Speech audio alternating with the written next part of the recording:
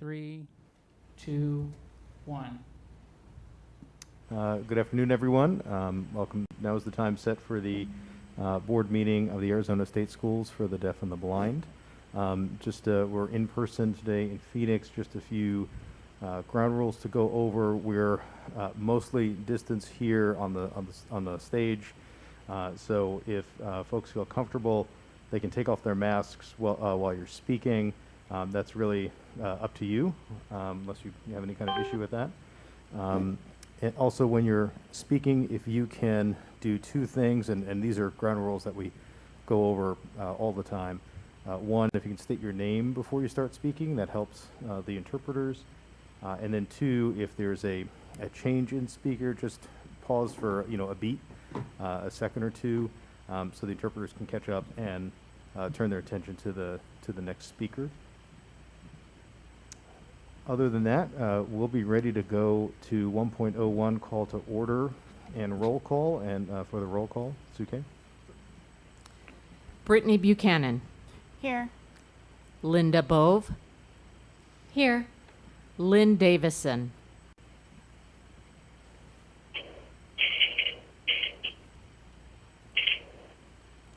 Here.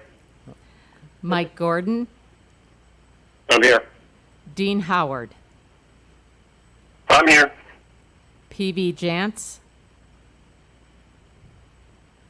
David Nigro. Present. Aaron Wonders. Present. And myself, Suke Kneifel. All right. Thank you, Suke. We can move on.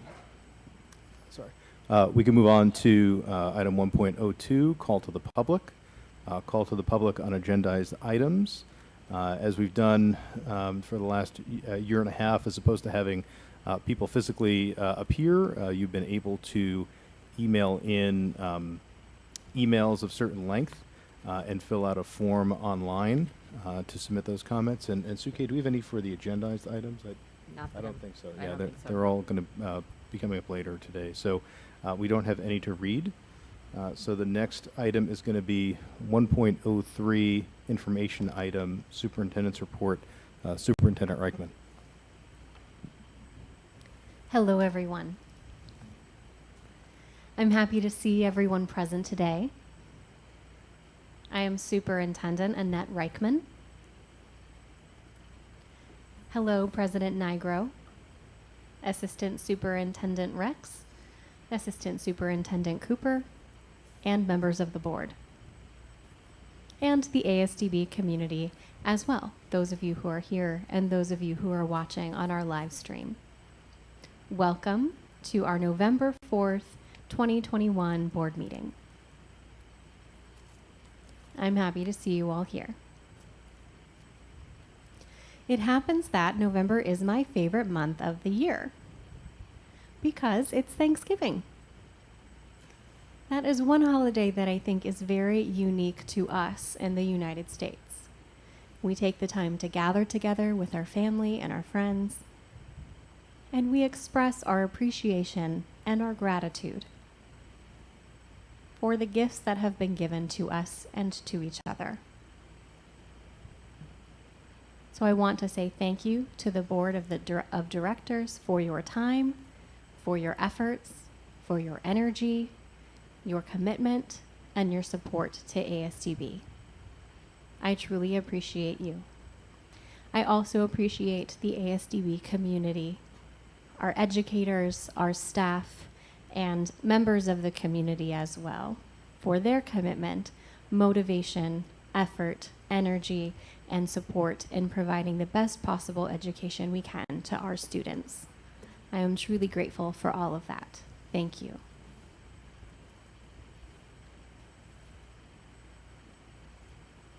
I want to start with the story of ASDB. You know that ASDB was founded back in 1912. I'm not going to go back that far in my history. I'm only going to go back to the last 5.5 years. I have been superintendent during that time, so I want to share my perspective of ASDB's story. And I'm sure each of you have your own perspective of ASDB's story as well. Our teachers, our professional staff, our leadership team, each have their own perspective of the ASDB story. And the outside community also would have their own perspective of the ASDB story. I'm sure our students and our parents have theirs as well. I'm not going to go into all of those perspectives. I will simply share my own view of the ASDB story. When I started here 5.5 years ago, that first year, I'm sure you all remember, I didn't do a whole lot in that first year. You may have wondered what I was doing. I was taking the time to travel around the state to meet and visit with and talk to all of our stakeholders. I wanted to know who we were as ASDB, what our purpose was, our history, our present, our future. I wanted to understand ASDB thoroughly. So that first year, I took the time to listen and to understand.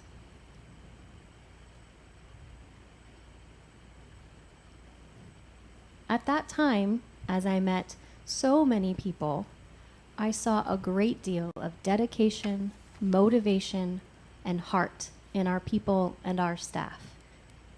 They were working incredibly hard to provide a great education and supports to our students of ASDB. The commitment and the motivation were astounding. I also saw that they were doing that work without a lot of data. They did not have a lot of data to use in making their decisions. I saw that there was not a very effective support system at the agency level. We were not providing adequate support to our teachers and to our professional staff. So what do you do when you don't have the support at a systemic level? You create your own supports, right? That's the rational thing to do. And that's what our staff had done. They made teams where they were. And each of those teams was an island. Within their own island or their silos, they were working together and doing the best they could to provide supports and education, high quality education and support to our students. That was the logical thing to do at that time. And if I was on one of those teams, I would have made the same decision. I realized early on that we had to figure out a way for each of those isolated islands to be bridged to each other.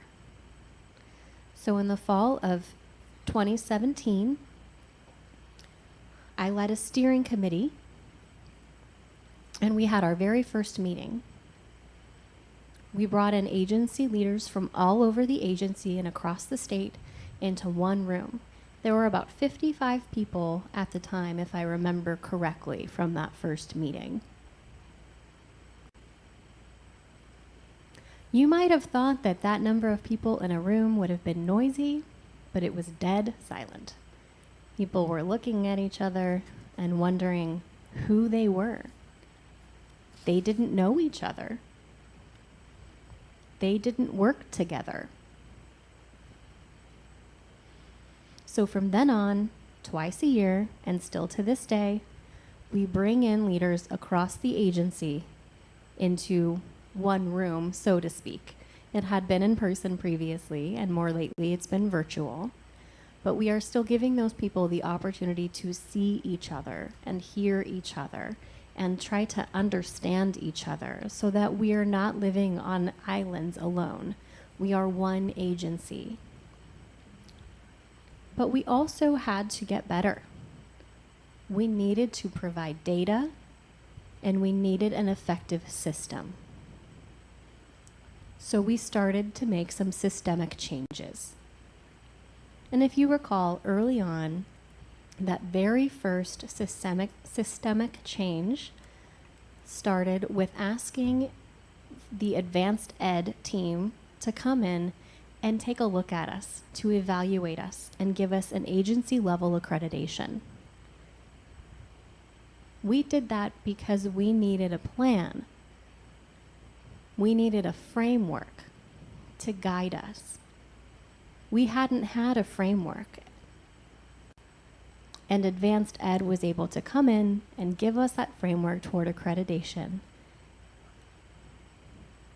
We were able to use that to evaluate our systems and find a starting point to make changes. That was 2017 and 2018. The other first thing that we did was work with the Arizona Department of Education to get additional funding so that we could be involved in the school improvement process. Some of you may not remember that we did a fairly thorough assessment.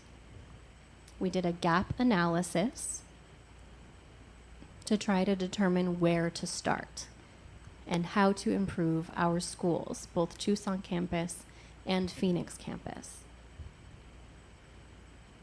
The answer of where to start was with our curriculum. At that time, we did not have a formal curriculum in our schools.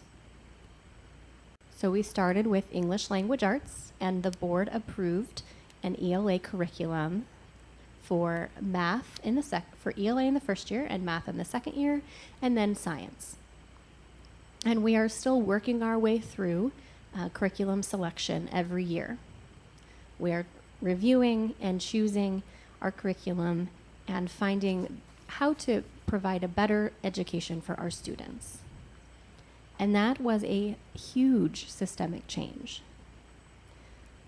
The other systemic change was our early learning program. You may recall that we've had early intervention for birth to 3-year-olds. That was an island. And then we had another little island of 3 to 5-year-olds, our preschool programs on both Tucson and Phoenix campuses. They were not working together. There was not a smooth transition from birth to 3 into our preschool program, so we put them together, and it became a 0 to 5 program. Again, reason being, we all agreed that those first 5 years are absolutely critical for a child's development and language acquisition and independent living skills. Those foundations must be strong in order to build their capabilities to enter kindergarten and succeed in K through 12 school. We are continuing to make changes. We have been working hard on our regional cooperatives, and we did have 5 regional cooperatives that were operating as 5 islands within the state. Each had their own process, their own way of doing things, their own definition of specialized instruction. There was not consistency or standardization within those co-ops. We did not have that. So we created a statewide system, and we pulled together those 5 regional cooperatives, and that is something that we are still working on. And you will hear more about that later in our public comments. There have been a lot of changes happening. And I'm hoping that you all will decide to have a work study session in the beginning of 2022 so that we have the opportunity to talk more about our leadership in itinerant services, and you will become more familiar with that process and that progress of all of the changes that have been occurring.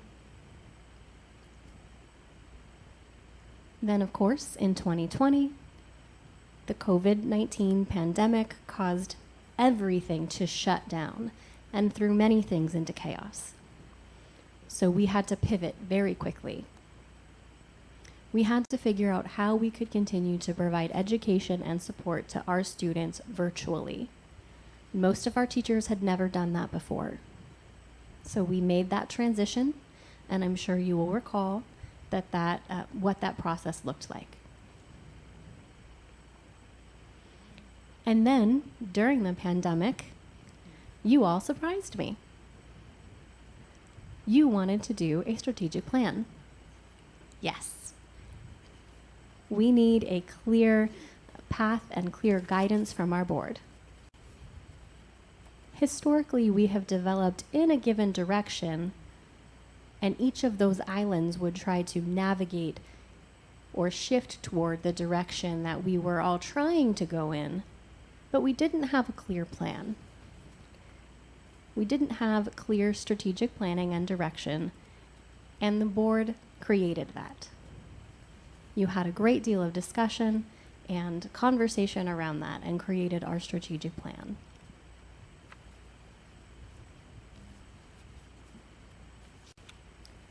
I'd like to talk about the strategic plan just for a moment. Looking at the 4 pillars, we have excellence in communication and relationships. And what does that mean? That means internally as well as externally, we have to be able to effectively communicate. We have to have those critical conversations and discussions. Without communication and without those relationships, there is no trust. If there is no trust, then we cannot work together. We cannot collaborate. We cannot problem solve. We cannot be creative and innovative. We must have trust as our foundation.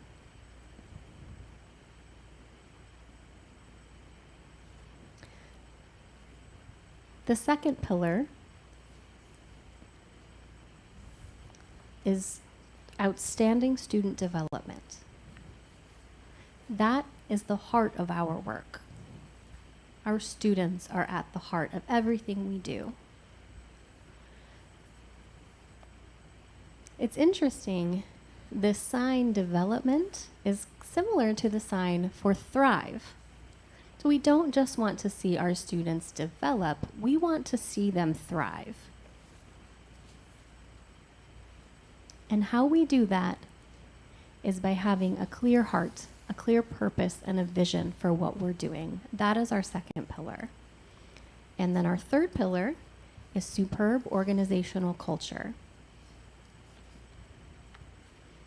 If we want our students to develop and thrive, we must have high quality instructors and professional staff. We have to be able to draw them in and keep them with us. And the way to do that is to have a healthy and strong organizational culture that supports each other. That is our third pillar. And our fourth pillar is effective resource management. And that is our people, our facilities, our vehicles, our technology, and our finances. None of our other 3 pillars could happen without the resources necessary and without those resources being effectively managed. So all of those tie together, and that creates our vision. That gives us our direction for the future. And that is the future of ASDB. I am inspired, I am excited, I am motivated, and I am ready to go. I want to make ASDB the best agency in the country, and I believe we can do that. And I believe it even more now because of all of your support and your actions in supporting our efforts. So thank you. Thank you, Superintendent Reichman. Are there any questions for the Superintendent?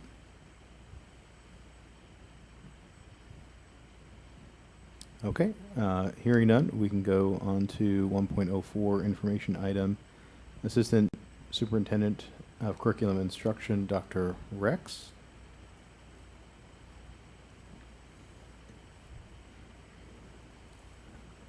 Good afternoon, President Nigro and board members. This is Kristen Rex, and I'm here to update you on Pillar 2. Pillar 2.1, developing strategies and measurements to ensure early language acquisition for all ASDB students, is the focus of my report today.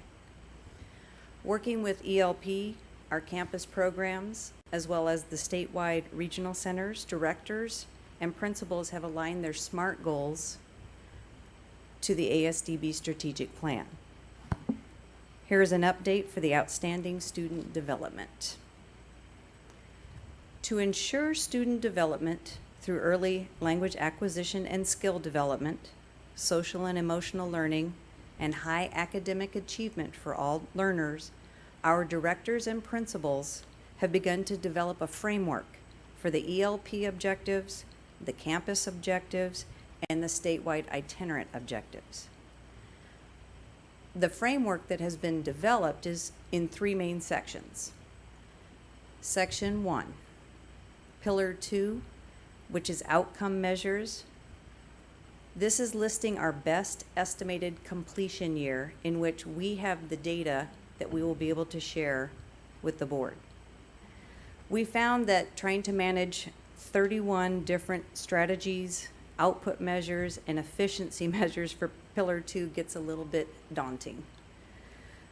By attaching a year for completion, it has helped us wrap our heads around the work that needs to be done. And when each of the measures are completed, we'll be able to share such information with you. The directors and principals have set goals for completion and when things will be fully completed by year. Not all the objectives are fully implemented this year, as some of the data is not available yet. Some of the systems to meet the objectives have not been developed yet. Some of this work is ongoing, but the directors, principals, supervising teachers, teacher leaders have all made it part of their SMART goals, so everyone is developing and having accountability. Directors and principals did develop a calendar, which they submitted to Superintendent Reichman, as well as Maria Murphy at the end of October, to help keep our focus on the tasks that need to be completed and to meet the objectives. The second section of our Pillar 2 outcome plan measures by month for this year, academic 2021 and 2022. This will help us further wrap our heads around what needs to be done in a timely manner and what needs to be started. For each of the measures, we have timelined out actions and tasks by month. The goal here is to help narrow that focus on what work needs to be done this year. And the third section of Pillar 2 is who's responsible for all those nitty-gritty details on each outcome measure, each strategy, each output, each efficiency measure. This is the on-the-ground view for our staff that are doing the work day in and day out. As we gather information and the data in ELP or the statewide itinerant regions or the campus programs, we will then provide that information to Maria Murphy, who has been tasked to update the strategic plan. A few examples of what is being developed, implemented, or completed. I have the following to report to you. The Early Learning Program has trained all HI and VI teachers to help gather data and adjust educational programming in the birth to 3 and campus-based preschool programs. The DHH and deafblind teachers have participated in the National Outcomes and Developmental Data Assistance Center for the EDDI programs in partnership with the University of Colorado. We call this Odyssey for short. It is being implemented by staff, and I currently had the opportunity to see some assessing of students, and I know that it is happening right now. Since there was not an equivalent checklist for our blind, visually impaired, and deafblind students, our VI staff, along with low vision experts, developed an in-house version to mirror Odyssey. They have named their work Project Bivio, and it stands for Project Blind Visually Impaired Outcomes. It is also a checklist, and it was mirrored to align with the Odyssey checklist. The timeline for collecting the data in both checklists is the same, and staff will then review the checklists and that use that information to help meet the outcomes for measurements 2.2.1 and 2.1.2. In both the campus and statewide itinerant programs, we are wrapping up our post-school outcomes data that has been finished. This data will be added to the graphs 2.2.1a and 2.2.1b. This is our baseline data, and we will continue to provide information about students' preparation, who's entering the workforce, and who is college and career ready. Within the campus programs, we're using our comprehensive needs assessment through our school improvement to gather data as well. This is a developmental stage for the objective 2.3.1. Our statewide itinerant regional directors are developing a process, and remember, they have to work with over 122 different school districts, and they are working on ways to gather, request, and align information from the schools that they serve to gather CTE information. We'll find out what schools have students that participate in CTE, how many certifications were awarded to these students, how many actually finished the whole program, and this will be an ongoing process for each of the directors to develop. They also work with each of the separate schools, not just the districts. So now they need to work with each school, gather the information, and as you can guess, it gets pretty involved, and they will be working with a lot of stakeholders. This whole procedure is in the development and beginning and implementation phase. The statewide regional directors are also committed to communicating with each partner district, as they are going to be requesting ELA and math student data from those students that participate in the statewide assessments. So in summary, as a team, ELP, campus programs, and the statewide itinerant regional centers are using the current data that they're collecting. They are implementing systems that they have developed, and we use our weekly meetings for updates and ongoing information that we will be sharing with you.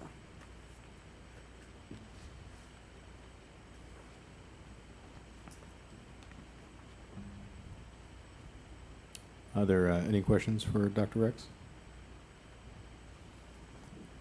Yes, President Nigro, this is Linda Both. Okay. Hello, this is Linda Both, and I do have a question for you, Dr. Rex. Two questions, actually. First of all, I appreciate how much work has been involved in getting everything standardized on an agency level with data collection, and I know that must have been a significant challenge. When you're working with school districts, I know that the school districts have a lot of other staff involved as well, and those schools that are under each of those districts. So I'm wondering how people are responding to that request for data. Are they overwhelmed? Are they able to meet deadlines? How is that process going? Just wondering how everyone's responding to that demand, as it were, for data and timelines. That is in the implementation phase, and they will be working with the SPED directors first. We'll have to work with our teachers who serve the students in the specific schools. We'll have to partner with the principals. So we're kind of timelining when we're going to roll out the information, how we're going to try to gather the information. What do we do when a district or school says, we're not going to share that information with you? We're going to have to document everything and hopefully have success in doing so. This is definitely a pilot year. Yes, absolutely, and that's what I'm wondering. I think it's easy for us as a board to put all of this on paper, but getting it to actually happen and be successful after implementation is the real challenge. So I was just wondering so far how folks are responding, if they're feeling like it's too much, if we're going to have to maybe modify our expectations. Can we do that? I think when I first rolled it out, honestly, to the principals and directors, their eyes got pretty big. It's a lot. A lot of stuff we're already doing, though. It's just a matter of how we're going to gather that data. That communication piece with our internal stakeholders as well as the external stakeholders is going to be put to the test, for sure.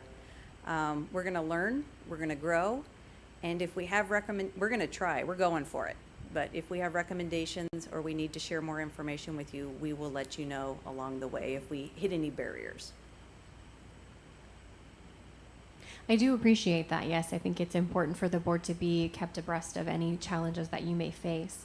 And then my second question is about the people who have graduated and gone out into the workforce. How are you keeping track of them, and what's your plan to track any of that data? I do think that's a very important part of our strategic plan.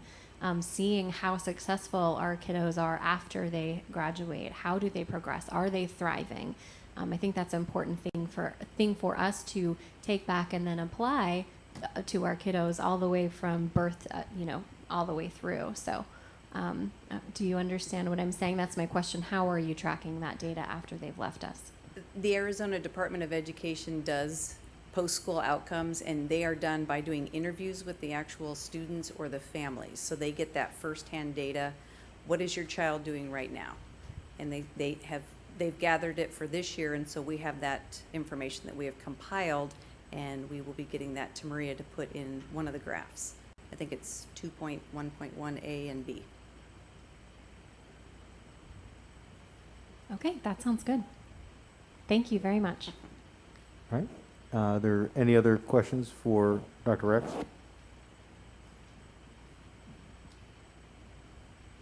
Okay. Hearing none, well, we can move on to 1.05, information item, Assistant Superintendent of Agency Operations and Support, Assistant Superintendent Cooper. Good afternoon. Shayna Cooper. Board President Nigro, Superintendent Reichman, Assistant Superintendent Rex, members of the board, and ASDB community. Each of the directors have provided their departmental reports, which I will provide a summary on and add to based on additional information that has come forth since the reports were provided last week. The IT department staff have worked on a number of initiatives and projects to include the completion of the proxy access system installation, which was funded through the U.S. Department of Justice COPS grant. With the exception of one building, designated doors on campus buildings now have an access control reader requiring a swipe card to gain access. The staff also installed 53 environmental sensors on both Tucson and Phoenix campuses in IT areas and the designated classroom labs. These sensors monitor 8 environmental areas such as temperature, humidity, volatile organic compounds, and noise. Our operations department, more specifically transportation, has been working diligently to continue to address the transportation needs for our students resulting from House Bill 2863, which recognizes our site-based programs as the local education agencies responsible for providing a free and appropriate public education for our enrolled students. As of last week, there has been an increase of about 30%, which comes to approximately 115 students added to the transportation workload. ASDB has continued to contact each affected district, and we are either continuing our partnerships, using internal staff to transport the students, or are utilizing third-party contractors to meet the additional demand. With the assistance of HR, we have been looking at various methods to increase the compensation and recruitment efforts for our CDL drivers. Currently, ASDB is running at a 63% staffing level for our CDL drivers on the Tucson campus and 53% on the Phoenix campus. ASDB is currently experiencing, similar to other states, a driver shortage, and we've approached this problem by creating non-CDL driver positions to address the students affected by House Bill 2863. As of this past week, PDSD has had only one internal candidate promoted into the position the Tucson campus has had one internal promotion and one external hire. For food services, if you recall, ASDB finalized the contract with K-12 by Elior and began to implement the transition from in-house staff to contracted staff, which became effective July 1st of 2021. In under 30 days, K-12 was able to hire, train, and implement their program for the first day of school. They successfully served breakfast and lunch each day with positive feedback from students and staff. And our Director of Operations and our Food Services Manager, along with the K-12 staff, continue to meet and refine the food service program internally. As part of these discussions, we are excited to begin the implementation of the following programs in the near future. The first being Global Bites, to explore food from around the world. The second is conducting satisfaction surveys to ensure that students are enjoying their food. 3, doing the Student Food Council to explore a more in-depth review of the food. And 4, doing the Fresh Picks, which would explore new kinds of fruits and vegetables. ASDB and K-12 are continuing to work through the transition regarding meal claiming, reimbursements, and invoicing. Due to this transition, ASDB has asked ADE school staff an additional extension for the August claim in order for us to verify accuracy. Overall, we are satisfied with our partnership with K-12 and are optimistic for what is to become of the food services program.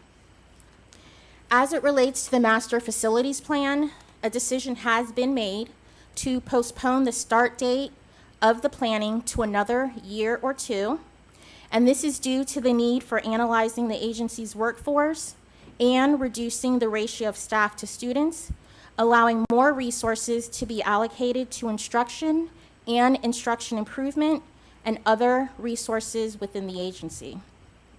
In addition, we need to work on addressing the impacts of House Bill 2863. Once these items have been completed, then the agency can work on developing a plan for the long-term development and maintenance of our facilities. For business services, the financial report will be provided separately under agenda item 4.01. And if you recall, I mentioned that the department had 3 vacant positions. 2 of those 3 positions have now been filled. Our new warehouse clerk on the PDSD campus, Jonathan Wilson, began working with the team on September 20th. The second position is our new Director of Business Services, Kim Bittridge. The intent to offer the new hire employment contract for her has been included in the consent agenda item today. Her first day was this past Monday, November 1st, and her office location is on the Tucson campus. Interviews were conducted recently for our student accounts clerk vacant position. We hope to be able to select a candidate with an anticipated start date beginning in late November. All in all, the team continues to work hard processing vendor payments, travel claims, and payroll for staff, receiving and delivering ordered items, and to ensure we meet budgetary needs. The staff continue to budget and review our actuals for accuracy, especially considering we are still not sure if the projections for the total transportation costs will meet the projected amount of the $1 million, which was budgeted for this current year. In addition, most recently, there is an initial unprojected amount of about $300,000 needed to continue with our contract pricing for the preschool services that the Foundation for Blind Children is providing for our preschool students. That contract was recently signed and began on November 1st. Although we are in month 4 of the year, these financial needs within the agency are very significant, and I'm working with the budget team to forecast our year-end obligations and cash flows. Last but not least, the HR department has also been working on a number of initiatives and projects. The staff sent out 2 surveys, One of them being a way to understand how prevalent sexual harassment is at ASDB, and if the resources we have available as an employer provide staff with enough options to address harassment and act on complaints. An update on the survey will be provided to the board in January. The other survey was to supervisors to get feedback on employment-related topics that would be helpful in their role. Human Resources will be providing virtual informational meetings twice a month to cover those topics. In addition to the work the 4 departments are doing, I have been actively working with several of the staff to analyze the current compensation structure to ensure internal equity and external competitiveness. We have been reviewing all of the various additional compensation that is above and beyond the base pay for staff, which are primarily stipends. We are also looking at recommendations to modify salary schedules, including but not limiting to eliminating compression issues for the entry-level positions that come from the minimum wage changes and reviewing the pay rates for various positions based upon market studies. Included in today's consent agenda item is the approval of the minimum wage pay schedule changes, which would increase the hourly rates from $12.15, which is the state's minimum wage, to $12.80 effective January 1, 2022. We received information this past week that the Tucson Proposition 206 was approved, which would increase the city's minimum wage from $12.15 to $15 by January 1, 2025, and increasing it every year thereafter by the rate of inflation. The first increment would be $13, which will become effective April 1st, 2022. At this time, the agency has not had a chance to review the budgetary impacts or the details. As such, no decision has been made on whether or not we will increase the minimum wage for the Tucson staff members.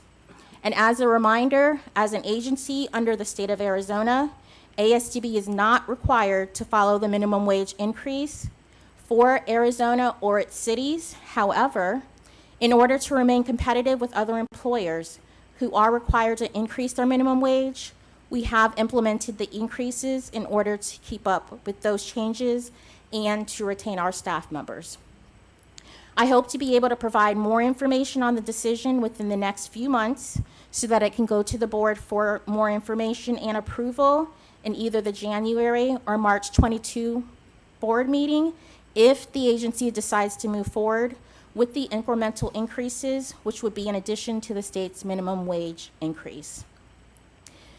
In my update about the master facilities plan, I mentioned a workforce analysis. This analysis is a project that I'm leading with the assistance of various leadership staff to review and analyze staffing levels so that it can align with our student enrollment, primarily using the ratio metric of student to staff FTEs.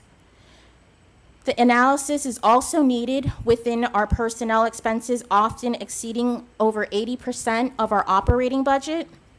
This overexpending relative to the budget may mean that there's an increase in staffing levels. It could be less vacancies and or more than expected higher salaries. We are trying to determine a more appropriate percentage by using metrics that include reviewing historical and budgeted actual expenditures, as well as reviewing FTE counts and reviewing salary data for relative degrees and experience levels. So a lot is going on within our agency operations and support services areas. If there are no questions, this concludes my assistant superintendent report. Thank you.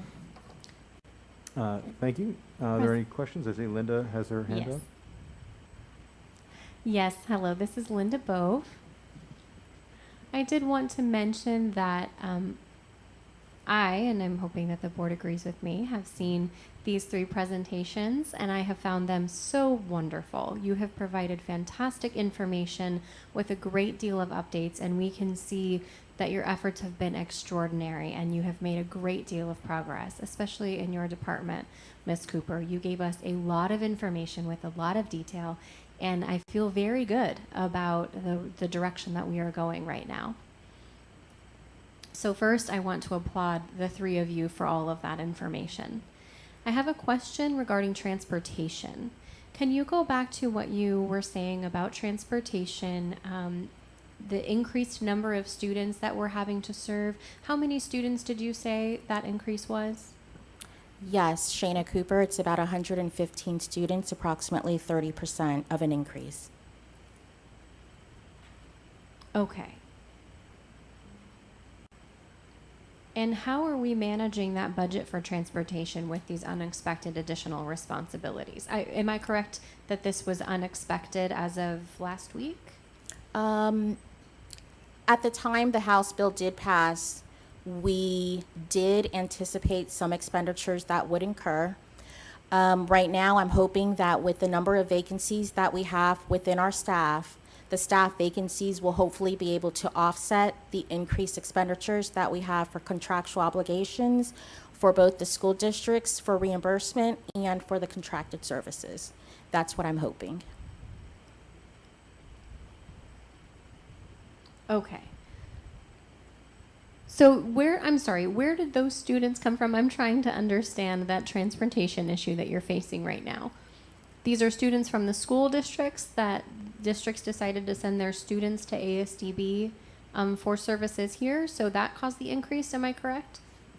No, they have already been our enrolled students, but because we are now the LEA, we are primarily responsible for the transportation for those students. Okay.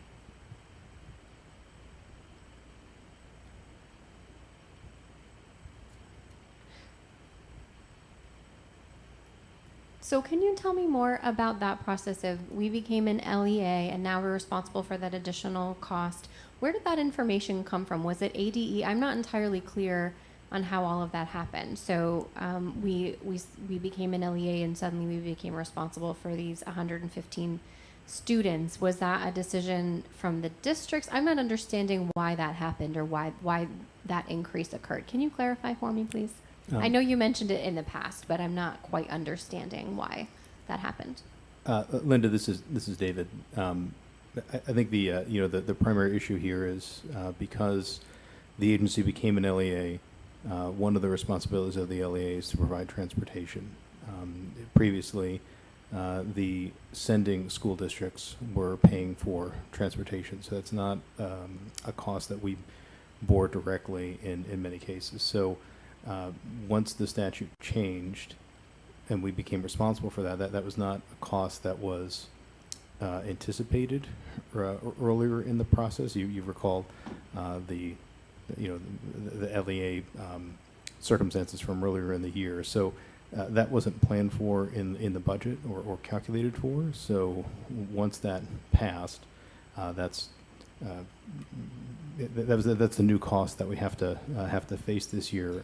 In our work study session over the summer, you may recall that we talked about the institutional voucher section of the statutes, and they provide I think it's a $100 capital outlay and $50 per student per year. So again, it's probably an older statute, but we were getting $150 as part of the institutional voucher for transportation, which is not nearly adequate anymore in today's dollars.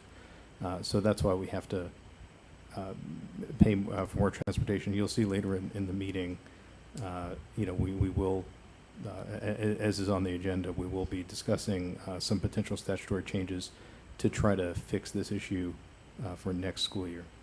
Yes, absolutely. That's necessary. Yeah, it's obviously concerning because with that additional unexpected expenditure I would definitely appreciate learning more about that later in the meeting. Thank you. All right. And thank you, President Nigel. Thank you. No Thank you. problem. Are there any other questions for Ms. Cooper?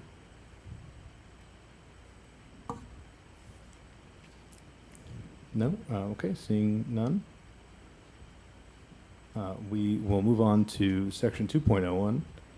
Action item, approval of the consent agenda consistent with board policy to include items 3.01, 5.01, 6.01, 6.02, 7.04, 7.05, and 7.06. Is there any board member that would like to remove one or more of those items from the consent agenda? Okay, and hearing none on the phone either, I think at this point we'd want to have a motion, or we'd entertain a motion to pass or to approve the consent agenda. This is Suke. I will move that we accept the consent agenda as listed in the agenda items 3.01, 5.01, 6.01, 6.02, 7.04, 7.05, and 7.06. Thank you. Suke, is there a second? Okay, Linda seconds. All in favor, say aye. Aye. Aye. Aye. Any opposed? Then the motion passes. Thank you. We go on to 3.02, action item, approval of new district agreements. Assistant Superintendent Dr. Rex.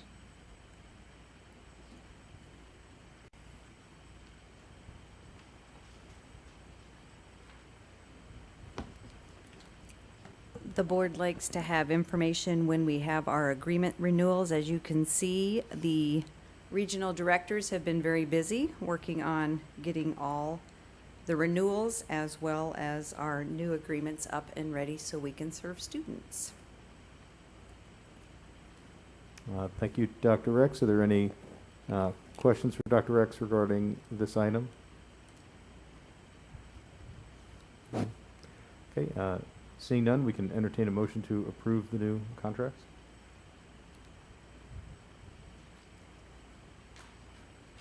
This is Suke again. I move that we accept the new district agreement contracts that have been presented. Is there a second? I'll second. Thank you. We can take a vote. All in favor, say aye.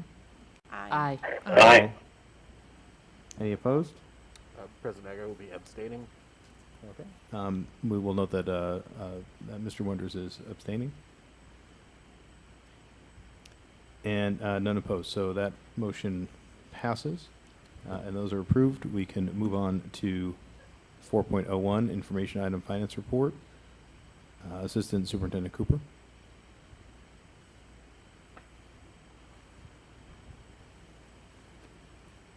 Shayna Cooper. Our most recent Finance Committee meeting was held last Thursday, October 28th, with board members Gordon, Jantz, and Wonders, Superintendent Reichman, and Principal Creasy from the Tucson campus. The formats, as well as more detailed information pertaining to the agency's fiscal update, was provided and discussed with the committee. In summary, we reviewed detail and discussed the budget fiscal year 2022 budget to actual comparison reports would be based on data as of September 30th, 2021 in comparison to 2020. We also reviewed the second quarter financial statements, the available cash balance, student-teacher ratios, and filled full-time equivalents, as well as the grant revenue and expenditure reports. We also spent quite a bit of time with Principal Creasy describing the current student enrollment population on the Tucson campus, and we hope to be able to have the same discussion for the PDSD campus with Principal Akapnitis. Provided to each of you is most of the same financial data that was provided to the Finance Committee, but in a more condensed, summarized version. As referenced on page 1 of the financial report, as of October 1st, we had 2,116 enrolled students, which is an increase of 56 students from last year's student enrollment of 2060. The increase from last year to this year is primarily within the itinerant cooperative K-12 and birth to age 3 programs, offset by the decrease in the site-based K through 12 students. When reviewing the current school year 21-22 enrollment, you will see that as of August 1st, we had 2,078 students, and as I mentioned, the October 1st count is 2,116. This shows a current school year increase of 38 students. On page 2, you will see that as of October 1st, there were approximately 506 filled full-time equivalents and 740 staff members. There were approximately 112 vacancies that we are actively recruiting for, which include teachers, instructional assistants, interpreters, bus drivers, and other various positions. Page 3 begins the financial summary for the month ending September 30, which is our third month of the 2022 fiscal year. Collected revenues are at about $227,000 versus last year's amount of $187,000. Most of the current year revenues are from the land endowment of about $138,000, as well as $52,000 from a private donation that we did receive this year. Current year obligated expenses are $13.6 million versus expenses last year at $16 million. Most of the $2.4 million decrease results from the extra pay period we had last year. If you recall, I mentioned that last fiscal year there were 27 pay periods versus our normal 26 pay periods. So this time last year through September 30th, there were 7 pay periods, whereas this year we had 6 pay periods paid out through the end of September. And as a side note, our average cost per pay period is about $1.6 million. Most of the $13.6 million in current year obligated expenditures is mostly made up of $9.5 million in payroll, $2.5 million for rent, external communication charges, janitorial, repair and maintenance, as well as utilities, and an additional $927,000 in obligations for our contracted services, which would include the one-to-one nursing services, birth to 3 preschool services being provided by the Foundation for the Blind Children, as well as services being provided by previous staff members that have come back to the agency, working with a vendor to continue providing education to our students because their positions are hard to fill. We also have about $476,000 obligated for the work being done on the PDSD campus for the Campus L building renovations, as well as the science lab on the Tucson campus. On page 9, you'll see as of September 30th, we have spent 58% of our expenditures on instruction and instruction support, 10% on student support and shared services, and 11% on agency administration. On page 12, it does show that we have a $7 million deficit when you compare actual revenues of approximately $5 million, which again includes what we've received and expended from our general fund appropriations, to actual expenditures of $12 million. Last year at this time, though, we had a deficit of $7.5 million. Revenues at that time were $5.1 million, and expenditures were $12.6 million.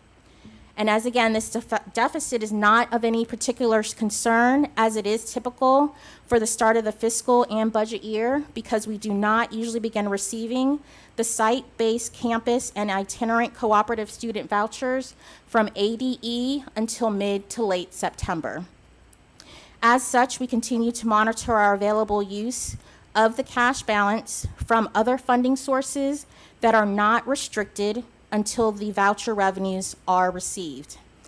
As a matter of fact, we just received $3.8 million in revenues this past month from ADE, which covers the July through September voucher claims.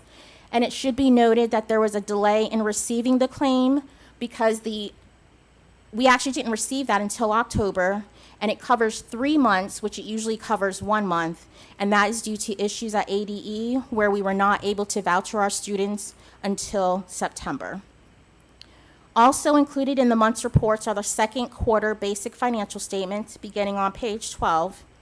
And as a reminder, the basic financial statements show our balance sheet, our income statement, as well as our statement of cash flows.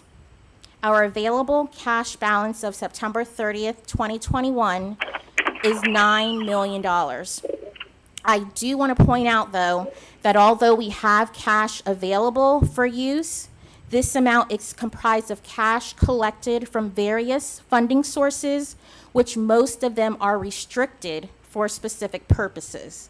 This would also include cash that we receive mostly in our telecommunication fund, our federal and non-federal grant funds, the classroom site fund, which we call the Prop 301, and our trust funds, which are utilized for the purposes of our students primarily. That totals about $5 million of the $9 million. The remaining $4 million that is available in cash is to be used specifically for our site-based campus programs and for the itinerants. It is not as if we can use the available cash balance for any immediate or general agency purposes. That's what we use the general fund appropriations for, and that's to cover our operational needs. So I know there has been a little scuttle-buttle about how much cash we have, but again, I just want to point out that it's not specifically just there available for use for any designated purpose. If there are no questions or concerns on the information I presented, this concludes my report. Thank you, Ms. Cooper. Are there any questions for Ms. Cooper? I had one. This is David. In the strategic plan, 444 has an average cost per student or expenditure per student by program. The Tucson campus and PDSD, for example. Do we have that information yet, or projected number? I mentioned in the Finance Committee that I will be providing that at the next meeting, which will, I believe will be expected in January with that data. Okay. I mean, if I wanted to ballpark that today, we have the number of students enrolled on those campuses on page 2. And on page 6 of this report, we have the budget for the campuses. There's one for PDSD and one for the Tucson campus. If I were to do that division, would I be somewhere near where the value of 4.4 would be? Somewhat, but keep in mind, we only do that at the end of the year because we would need to incorporate all incurred expenses, which is why it's only done once a year. So it would not be as accurate, but it would be a rough gauge to be able to estimate those numbers, yes. Right, but we'd be somewhere in the ballpark, and we'd be excluding, if we look at the, what you're calling, expenditures by program, we're excluding administration, kind of the overall. Because if I'm, because I did that division, and it looks like in PDSD we're somewhere around $55,000 per student, and on the Tucson campus we're somewhere a little over $90,000. Now that includes Tucson residential and non-residential That's together. correct. Okay, so that's in the ballpark of where we are, somewhere in the low 50s and somewhere in the low 90s, per campus. That sounds about right without me going back and looking at the data. I think it may be a little bit lower if I were to go back and look, but it's not too far off. Okay, yeah, I mean, that was the simple division I Yeah. did. Take the enrollment from page 2. I always have a disclaimer. Sure, I took that from page 2 and I divided by the budgets that we have here on page 6. So I think that's about where it would be, but as long as it's a ballpark, so we know that those are two numbers that we would expect to see. Yeah, and like I said, I'll be able to provide more data in the next coming month or two. Okay, great. Are there any other questions for Ms. Cooper? No? Okay, great. Thank you. Thank you.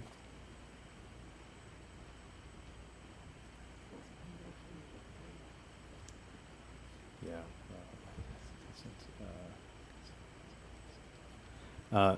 We are down to 6.03, action item, intent to offer fiscal year 2022 new hire employment contract, Kimberly Bittrich, Director of Business Services, Superintendent Reichman.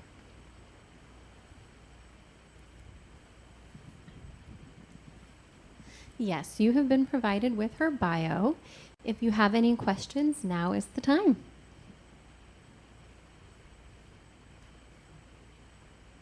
This is David. Does anyone have any questions about the intent to offer or the contract itself?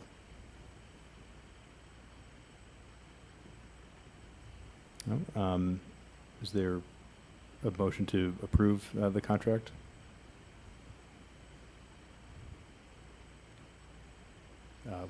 I move that we approve the contract as proposed in 6.03. This is Suke Kanifla. I second that motion.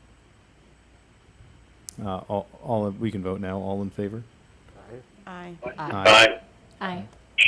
Aye. Any opposed? Or any abstentions? All right, that passes. Next, we're on 6.04, action item, approval of superintendent's performance evaluation.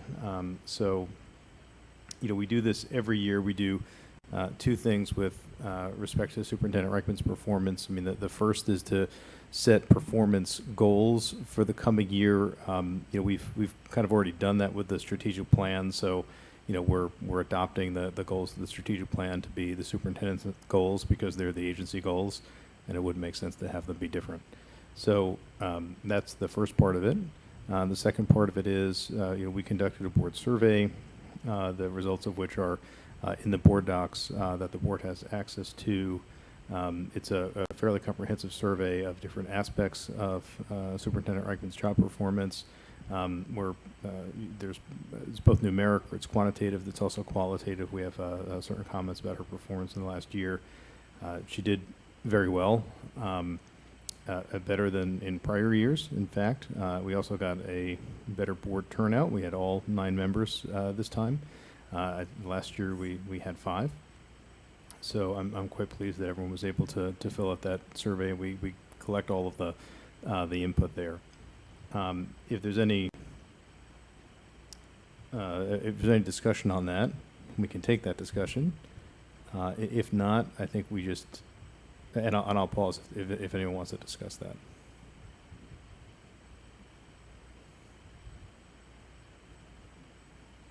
No? Seeing none, I think we just need a motion to approve her evaluation and accept it. This is Linda Both. I move to accept Superintendent Annette Reichman's evaluation as proposed. This is Suke. I second. All in favor? Aye. Aye. Aye. Any opposed? And any abstentions? No. Okay. So thank you, and thank you, Superintendent Reichman, for all the work that you do. We probably don't thank you enough, but I guess we have an agenda item on here once a year to formally thank you for all the hard work that you do. We know you work very hard at guiding the agency in the right direction. Next up is 7.01, information and discussion item, strategic plan update. Superintendent Reichman. Yes, thank you. I have asked Maria Murphy to provide a brief presentation to go into a little bit more detail about our implementation of the strategic plan.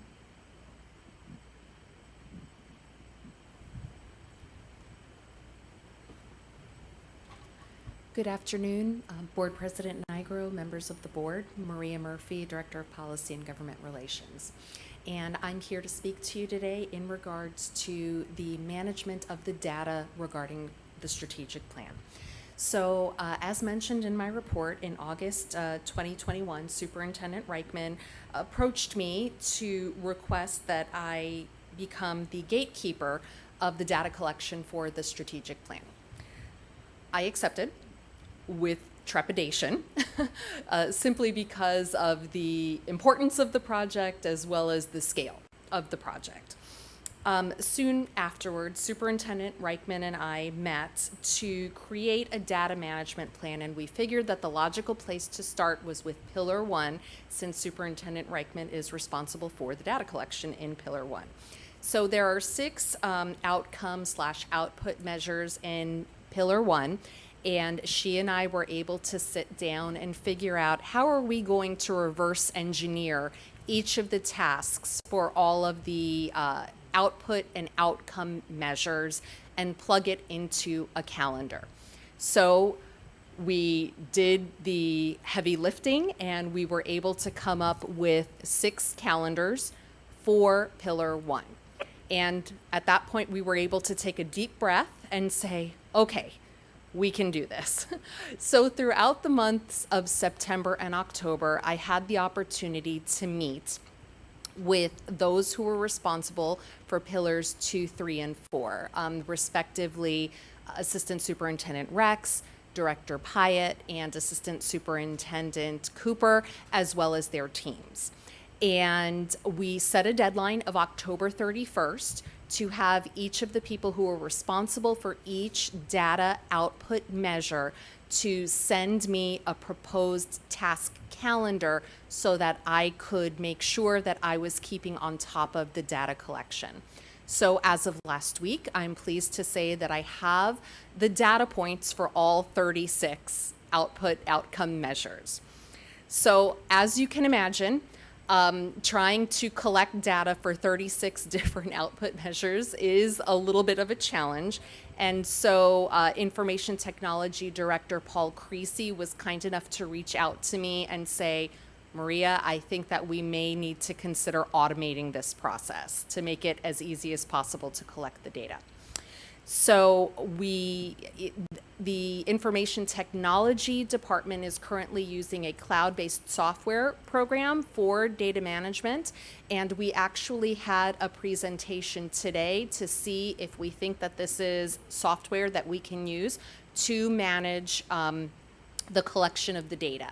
And I believe that it will be able to work, and we are going to start that process of collecting the data with the idea of being able to provide you an updated strategic management report, strategic plan report at the July 2022 board meeting, of course, with the understanding that we are still collecting a lot of data, and for some of the output measures, we will be required to collect data for 3 years to make sure that we're setting the appropriate data points. But we will be able to have something initially to you by July 2022. And I'd like to make myself available for any questions.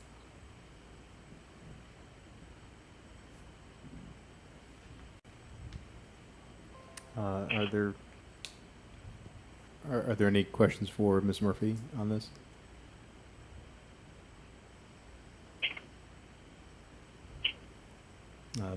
Seeing none, I hope the board members have been able to see the kind of the beta of the dashboard. It's pretty good looking so far, so that's good. Eventually, we hope to have that available to the public once we've ironed out a few things. But I think it is looking pretty good so far, at least from my perspective. Yes, Okay. if I could interject, President Nigro. Mhm. This is Superintendent Reichman. And you do have a link to that dashboard available that only you as the board members have at this time. So if you look in Board Docs under the strategic plan, you should see under the materials, it says executive content that is closed to the board only. If you click on that, you should have access to a link that will show you the prototype of that dashboard. And that is just for Pillar 1. Pillar 1 is where we have gotten some data, so we wanted to show you what that is going to look like and see if that would meet your needs. Understand that Pillars 2, 3, and 4 will not be ready until July 2022. When that data is ready, we will upload that onto the home page on the website, and anyone will be able to click on that and browse through that data. The data will be divided by pillar. So we do have a commitment to keeping up with that data as we collect it. So again, you can see the prototype of Pillar 1, and you can see board satisfaction, and you can see, you'll be able to see the second pillar. I think parents will be reading that. I think that the word parent was missing at some point, so we will be adding the parent satisfaction survey to that as well. special ed director satisfaction, social media. So a lot of that will be updated on a monthly basis, and it will be quick and easy to scan through and get a broad picture of Pillar 1.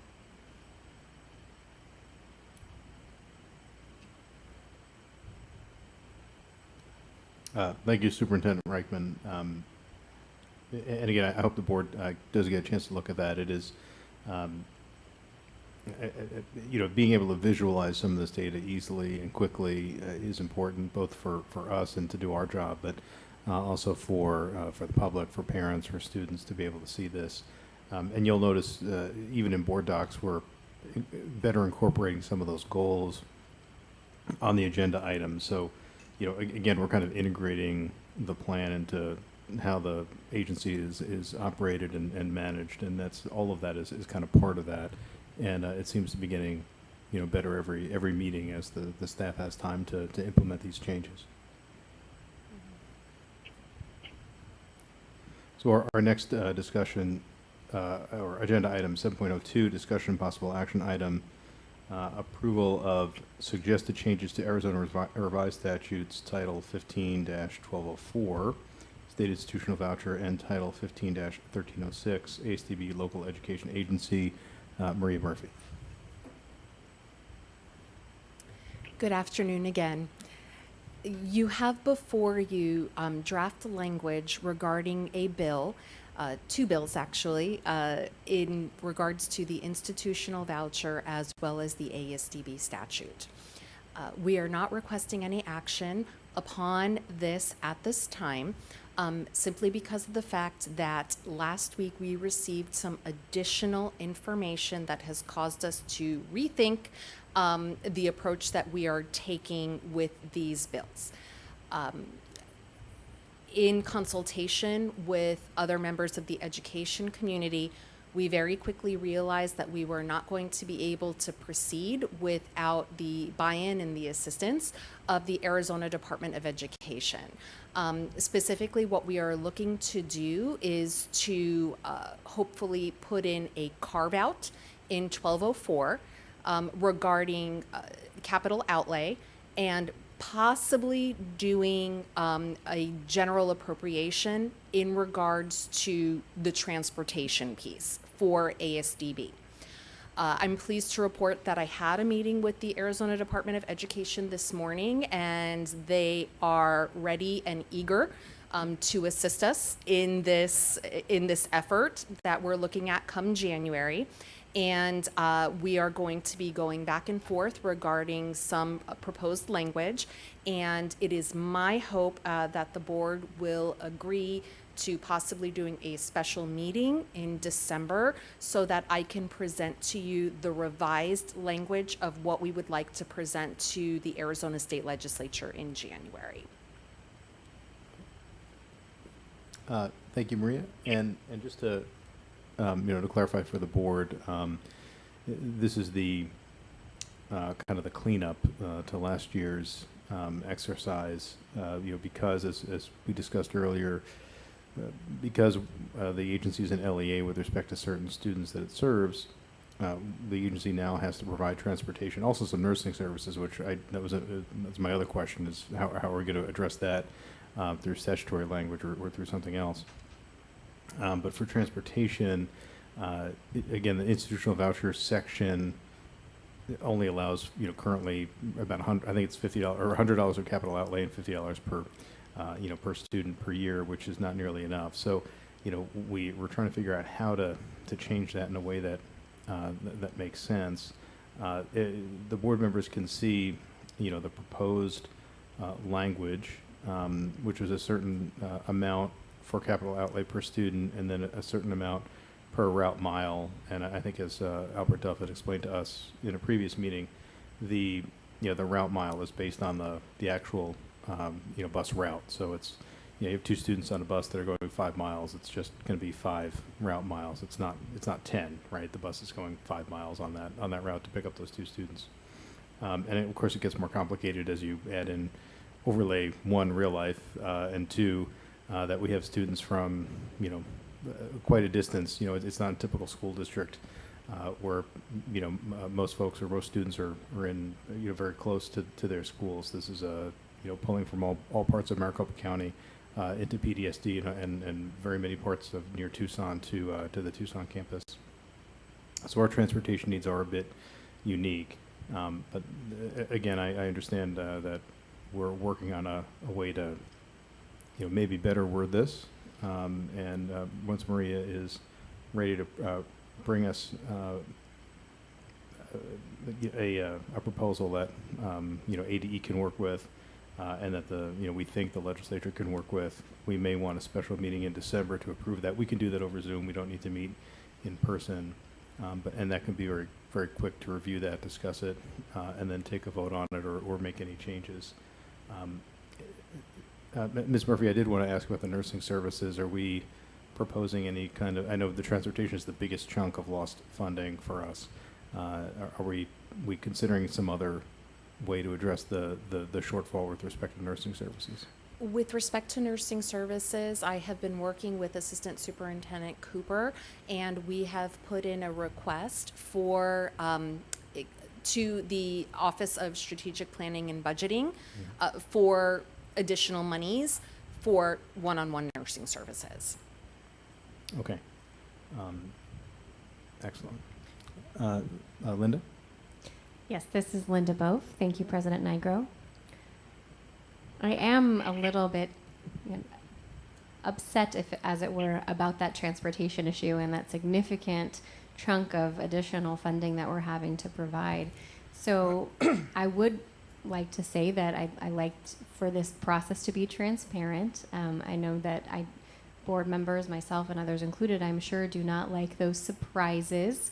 There have been a lot of those over the last couple of years, so I'd like to make it clear to our partner agencies, and I'd say specifically ADE, that there needs to be crystal clear communication between ADE and ASDB without dropping any of these bombs on us. We value this school. Both campuses are very important to us. And obviously, we want the best education that we can possibly provide to our students. We want it to be the best in the state, and ADE has responsibility to that. It is part of their accountability to make sure that that can happen. So I just want to make sure that we have clear communication so that when we get to December, hopefully we have everything that we need to make a vote, and there aren't going to be any more unexpected changes. So I wanted to put that out there at this time, that transparency for myself as a board member is top priority.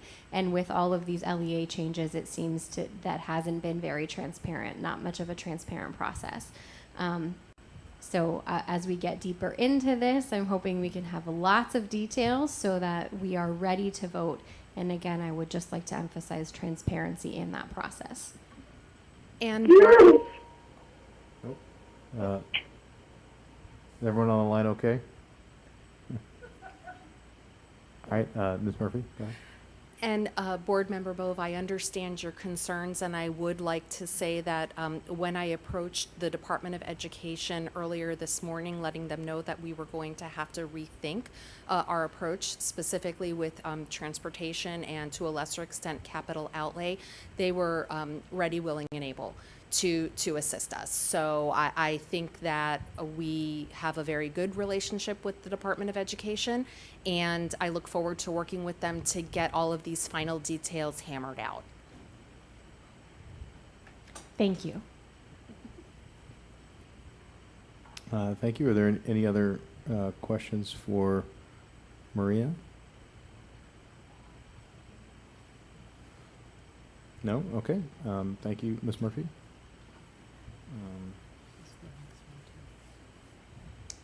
And the next one is 7.03, information and discussion item, introduction and possible discussion of policy GCJ. Maria Murphy. Hello again. So you have before you the red line of policy GCJ regarding probationary and permanent status for professional and support staff. The policy was posted on board docs. I have not received any public comment regarding GCJ. For the most part, these are procedural changes. The only real substantive change here is the addition of the educational audiologist salary schedule. So that is the primary difference here. And if anybody has any questions for me, I'm happy to take those questions. Are there any questions for Ms. Murphy? I don't hear any, and this is just first read, so we don't need to take any action on this. Okay, so we can move to the next item, but we are about 90 minutes in, so we're going to take a 10-minute break. So we will reconvene at 5:40. Thank you.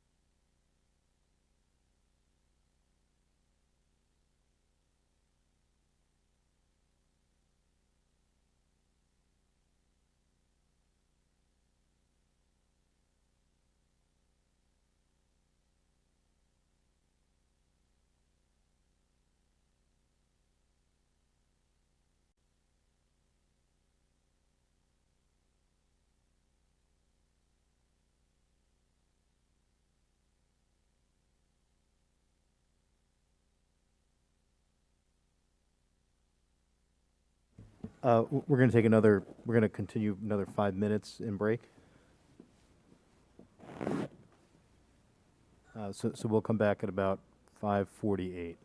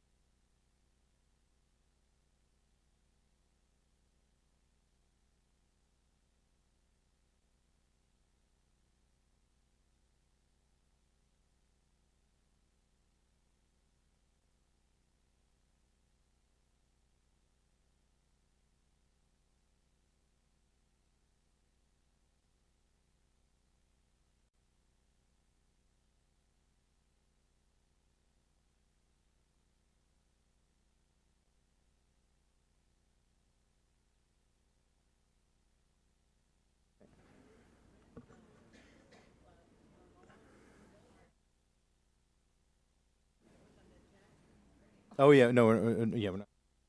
Okay, we can come back now. We've resolved our technical issue. Hello, so we are back. 7:07, discussion and action item, set calendar for the 2022 regular board meeting and possible work study session. So in board docs, you can see the proposed regular board meetings. And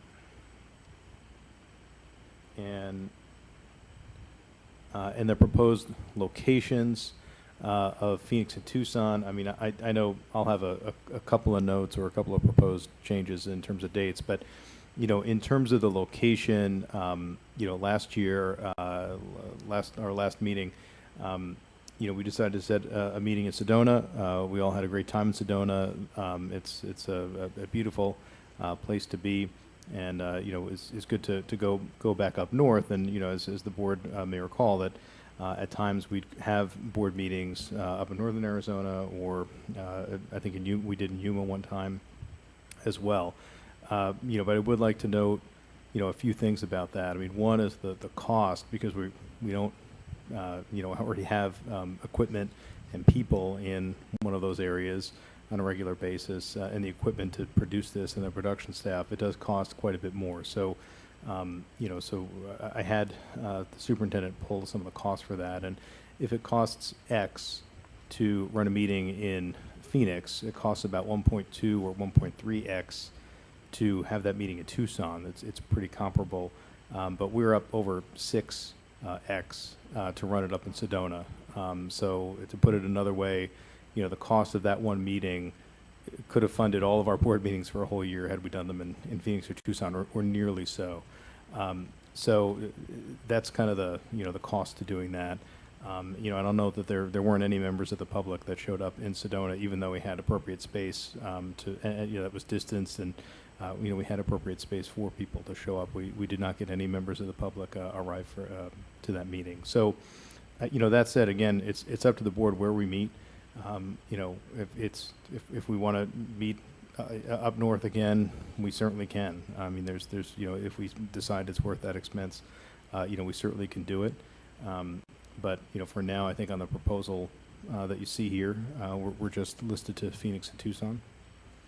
And then the dates, I think we can go through each one, excuse me, and have people giving their input on that. I know I have some input, but in terms of location, maybe we can get that out of the way. Is there anyone that believes that we should meet somewhere other than Phoenix and Tucson for next year?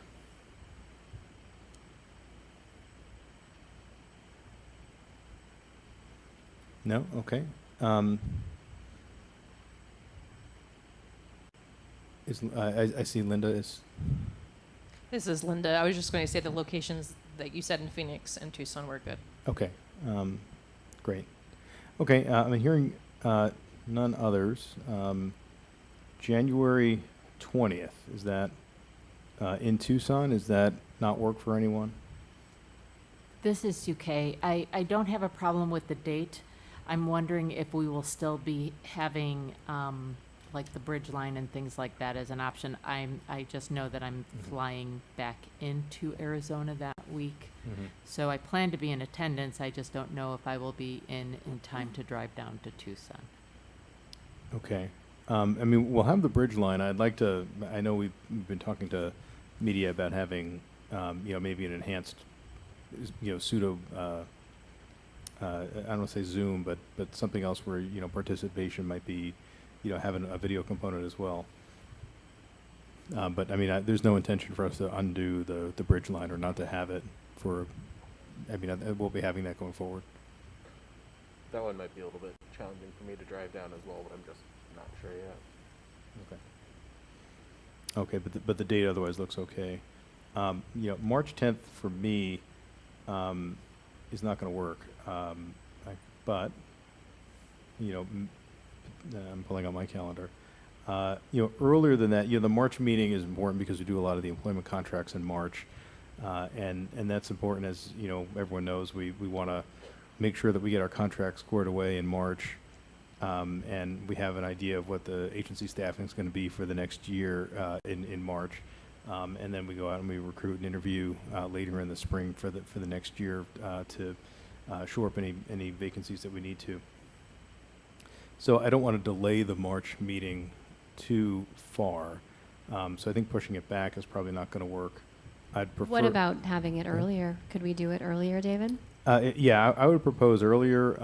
February 24th is a potential day. I think we can do that a couple of times, or a couple of weeks before proposed. I think that I might be able to do the 3rd, but is February 24th okay? I know that's only a month from, or a little over a month from the January meeting, but usually the March meeting is one of the longer ones of the year.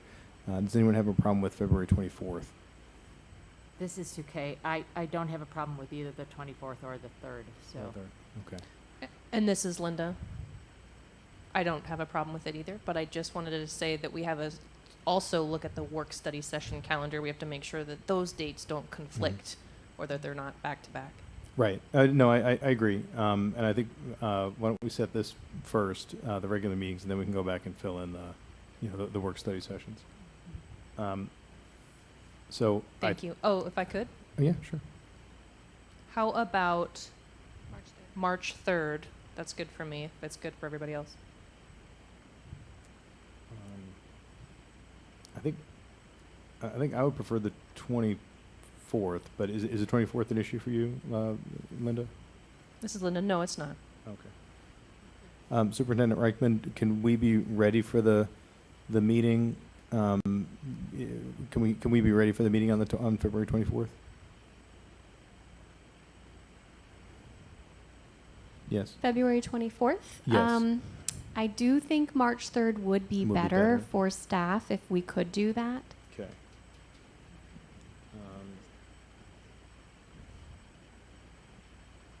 Hold on just a moment.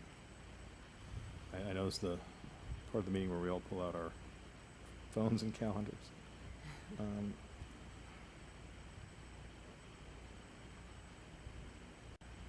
Yeah, March 3rd that'll work for me.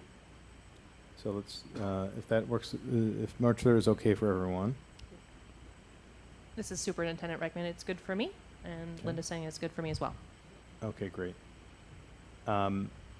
May 5th. That'll work for me? Does it work or not work for any others? This is Linda. So this is going to be a Tucson meeting. Correct. Again, this is Linda speaking here. So let's see, the 5th. I would like that one to be in person for me on that date. So I'm just trying to think, because it is my husband's birthday that day. Oh, And okay. for me to try to get to Tucson on his birthday, I think it's going to be okay for now. We'll just say yes for now. I mean, we could flip Tucson. We can do 2 Tucsons in a row and then a Phoenix if that's okay with everyone. Or March 10th, Suke, you wouldn't be able to do that, right? This is Superintendent Reichman. The reason why we decided on the May 5th date is because it was before graduation. Because the closer we get to graduation is a problem. So we're Right. already very busy at that time, Mhm. and so we would prefer earlier in May. The 5th is well, the day that works the Well, best I for think us. it's just location. And this is sorry. Linda. So, We're talking about location right now. The location is the issue, not the date. okay. I'm just Yeah. making sure And- that's clear. Tucson is only an issue on that January because Oh, on I'm that flying in. January. Okay. That's all. Okay, well, we could flip and do Tucson, do January, March in Tucson, and then do May and July in Phoenix. If that's I okay might with everyone. have an issue doing Tucson for March. For March, But okay. if we maybe flipped and did May and July May and, instead. May and July, okay. Yeah, we can do that. We can do 2 Phoenix meetings in a row and then do Tucson in July, but, okay, does that work for everyone? And so it'll be May 5th in Phoenix, That works. okay? This is Linda. Okay, and then in July, I can't do July 14th. I can do later. Let me pull my schedule up here.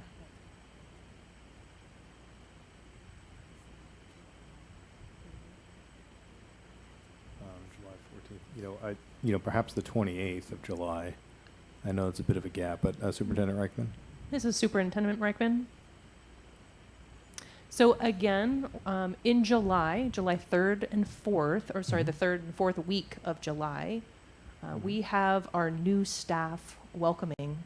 And then the very last week of the month, all of our teachers are coming back during that week to start their work. So again, the reason why we picked the second week in July, so the 14th, is because it is before all of our staff are coming back for the fall semester. Okay.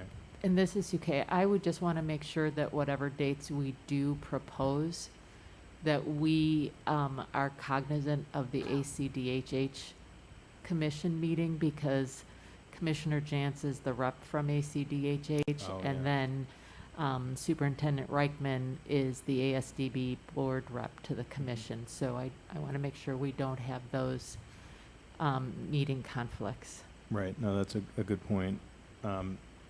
I know that, I mean, we can have it on July 14th, but I won't be able to make it. I'll be at a conference, on that date, so, at a state, so.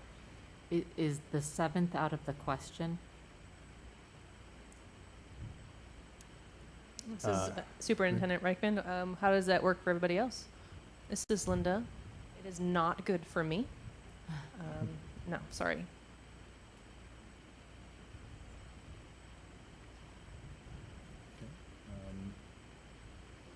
So I'm sorry, the 7th, was the 7th work for folks? I It- think Linda's- No, I believe that I'll be able to call in from that, because I think I'll be out of state that day as well. This is Linda. I'm in the same boat there. I'm not out of state, but I'm out of country. Oh, well, there you go.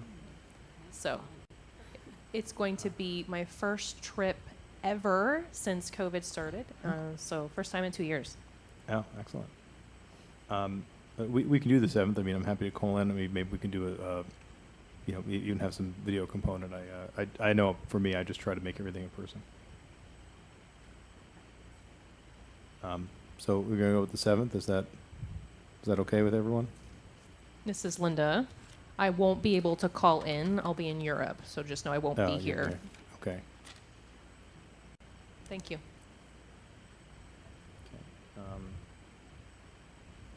And then September 8th in Tucson, is that an issue for anyone?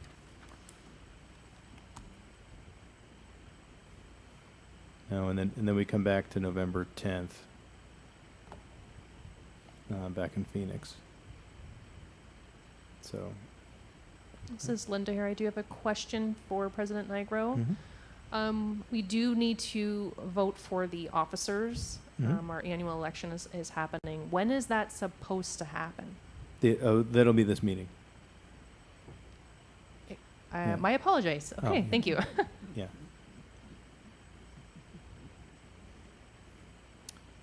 Okay. All right. So that seems like we have that calendar done. And then for the work study session, yes. Did we switch July 7th to Tucson, or then Yes. Phoenix? Okay. Yes. We switched May and July. So we'll be doing March and May in Phoenix, and then July and September in Tucson. Okay.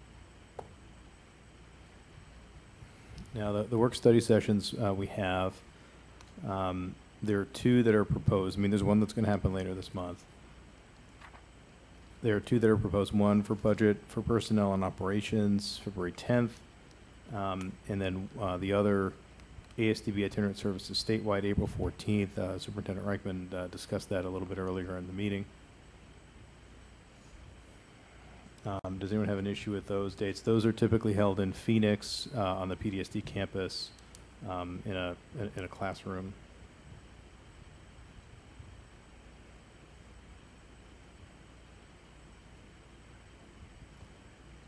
And we can, and that's not the whole year. We can have additional work study sessions. That's just what we have planned. Are there any questions about President those? Nigro, for the interpreters, can you please repeat the dates of the upcoming work study sessions? Oh, sure. There will be one later this month on the 18th, but that's not on the table for right now. There is an ASDB budget and personnel a budget for personnel and operations on February 10th that's being proposed, and ASDB itinerant services statewide for April 14th that's being proposed.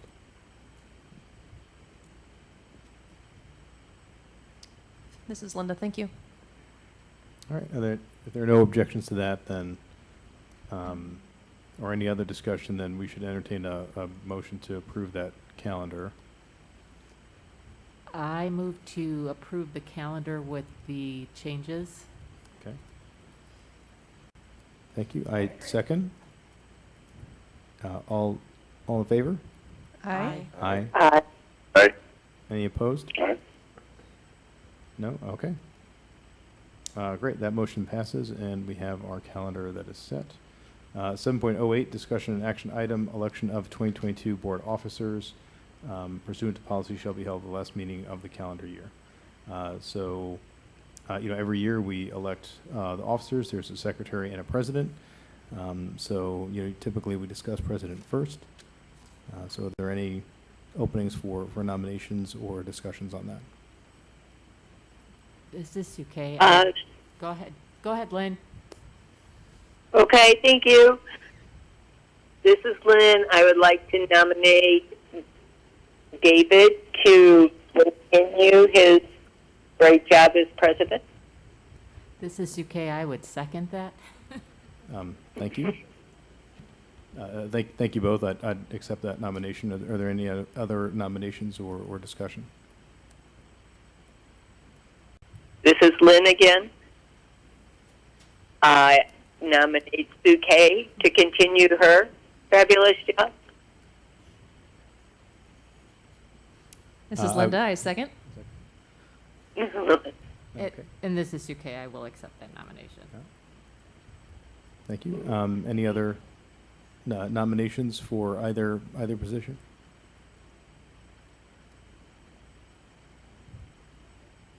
This is Linda. Can I move to accept both nominations? Yes, we can do it in one vote. All in favor of David Nigro for president and Sue Kay Kneifel for secretary? Aye. Aye. Aye. Aye. Aye. Aye. Did we get? Aye. Any opposed? No? Okay. Thank you. Thank you, everyone. We'll continue our work into next year, and thank you. 8.01, call to the public on non-agendized items. We have several of them that we've received. There is and I think there may have been some confusion in some of the instructions, or people interpreting some of the instructions. We do have a new form since we're in this meeting area where we don't have members of the public physically in the room right now. So we, early in the year we had, and last year we had an email address, public.comments@asdb.az.gov. Now we developed an online form. So we did have some comments that were mailed to the email address. We're going to go ahead and read those comments anyway, again, because I think there was maybe some ambiguity there. So we are going to read both comments that came from the form and came from the email address. But in the future, we're going to be turning off that email address and making it, make sure in all of our website and all of our other communications that the online form is the way to go to submit comments. So, Sue Kay, with that, can you read the public comments? Certainly. The first is from Kylie Craven in regards to instructional assistant and aide pay. Members of the board, our names are Danielle Murray and Kylie Craven, kindergarten teachers at Phoenix Day School for the Deaf. We are requesting that the board consider raising pay for instructional assistants at our school. You may be aware that the aide shortage at our school is becoming more and more prevalent. With a pay rate of just $12.15 an hour, our aides often leave to find a job with better pay. In fact, schools in the Phoenix area are currently hiring for $13 to $17 an hour. For the pay they are receiving, our aides are expected to do a lot of tough work. including changing diapers, disciplining students, teaching small groups, etc. The amount that they are paid for the work they do does not match, and we are losing aides because of it. Over the last few months, we have asked for input from staff on the Phoenix campus. Below are a couple of responses. 1. PDSD needs more classroom aides. Economically speaking, increased pay increases supply. The lack of adequate aides prevents individualized education from being carried out suitably.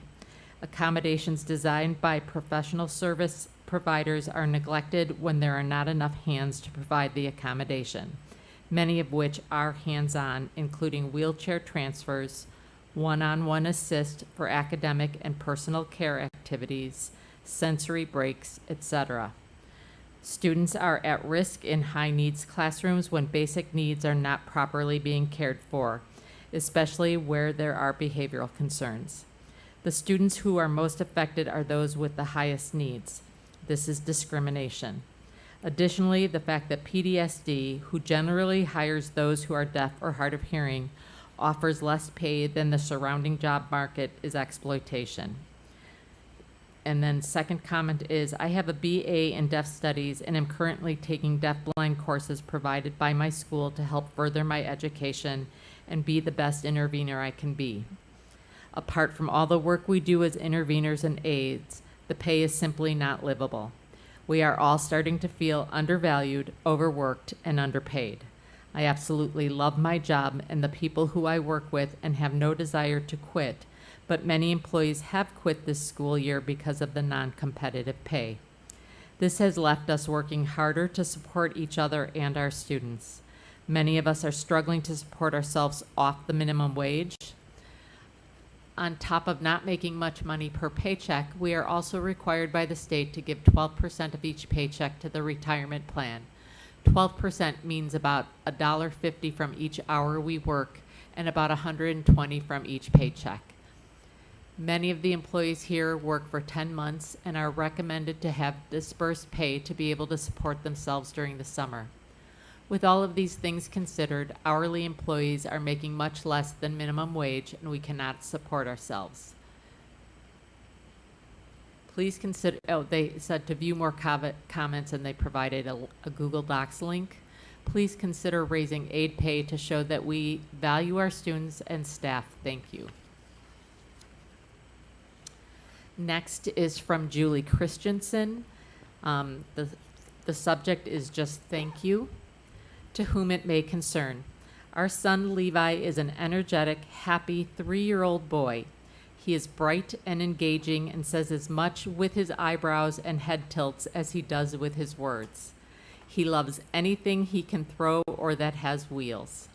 He enjoys building with magnet tiles and figuring out how things work or fit together. He loves being outside and playing with water, his shovel, dump truck, and every rock he can find. He adores his family. He also happens to have a hearing loss. We started early intervention with ASDB when Levi was 3 months old in January of 2019. Hearing specialist Sandy O'Connor came into our home and lives and not only supported and encouraged us, but also pushed us to dream big and set the bar high for Levi. Once our family decided to focus on an LSL, Learning Spoken Language Mode of Communication, we were introduced to Desert Voices. Sandy was a huge cheerleader for us in choosing what would fit our family best, and when we began attending parent coaching at Desert Voices in May of 2019, we immediately knew this was a huge benefit for Levi. Desert Voices would not have been a reality for our family without the financial support from ASDB that covered parent coaching and eventually part of the toddler class.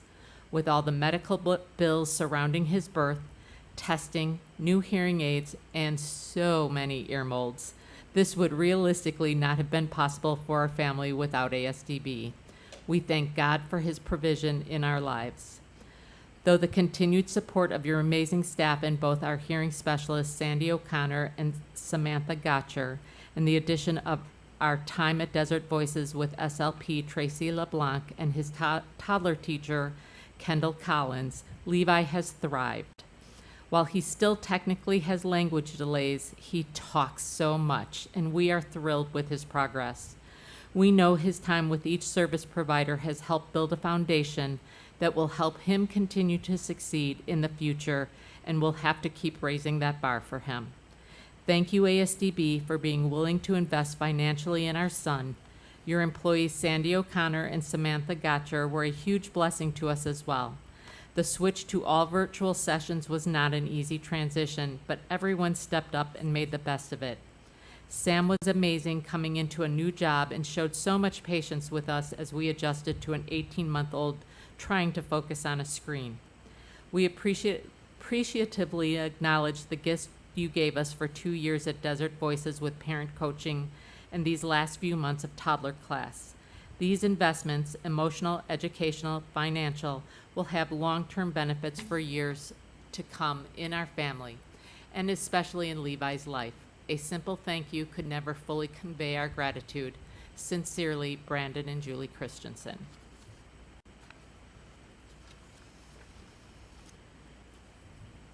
Number 3 is from Joanne Motko.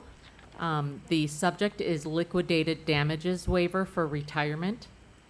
And it reads, Dear Board of Directors of ASDB, my name is Joanne Motko. I was a DHH teacher for ASDB from August 15th, 1994 to August 31st, 2021. I retired after 27 years of service on September 1st, 2021.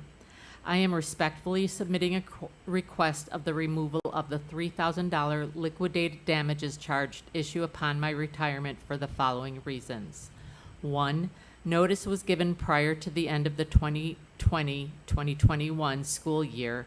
Time to post the position was sufficient. Number 2, ASDB was willing to forego the charges of breaking the same contract on June 30th, but not for September 1st, with the same notification and same plan for securing a replacement. Number 3, my position was not posted and there was no intent to fill it. My position was absorbed. Students were added to caseloads of current ASDB staff. Number 4, no substitute or compensatory services were required.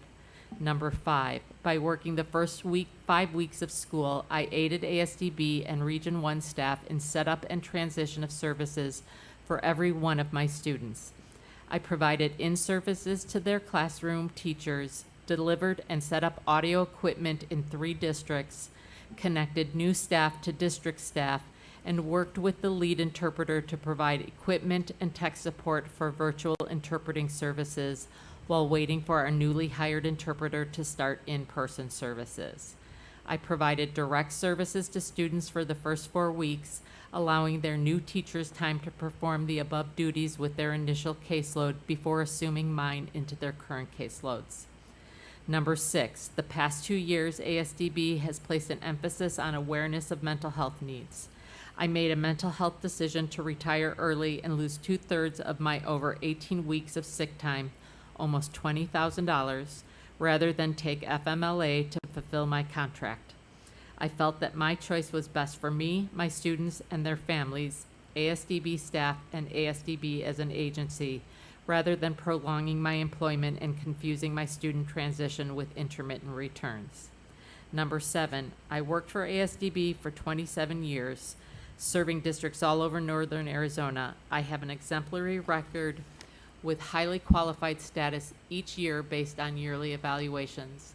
I have taught in 9 school districts, more than 20 schools, and countless classrooms, representing a consistent and competent face of ASDB with administrators, teachers, staff, families, and students.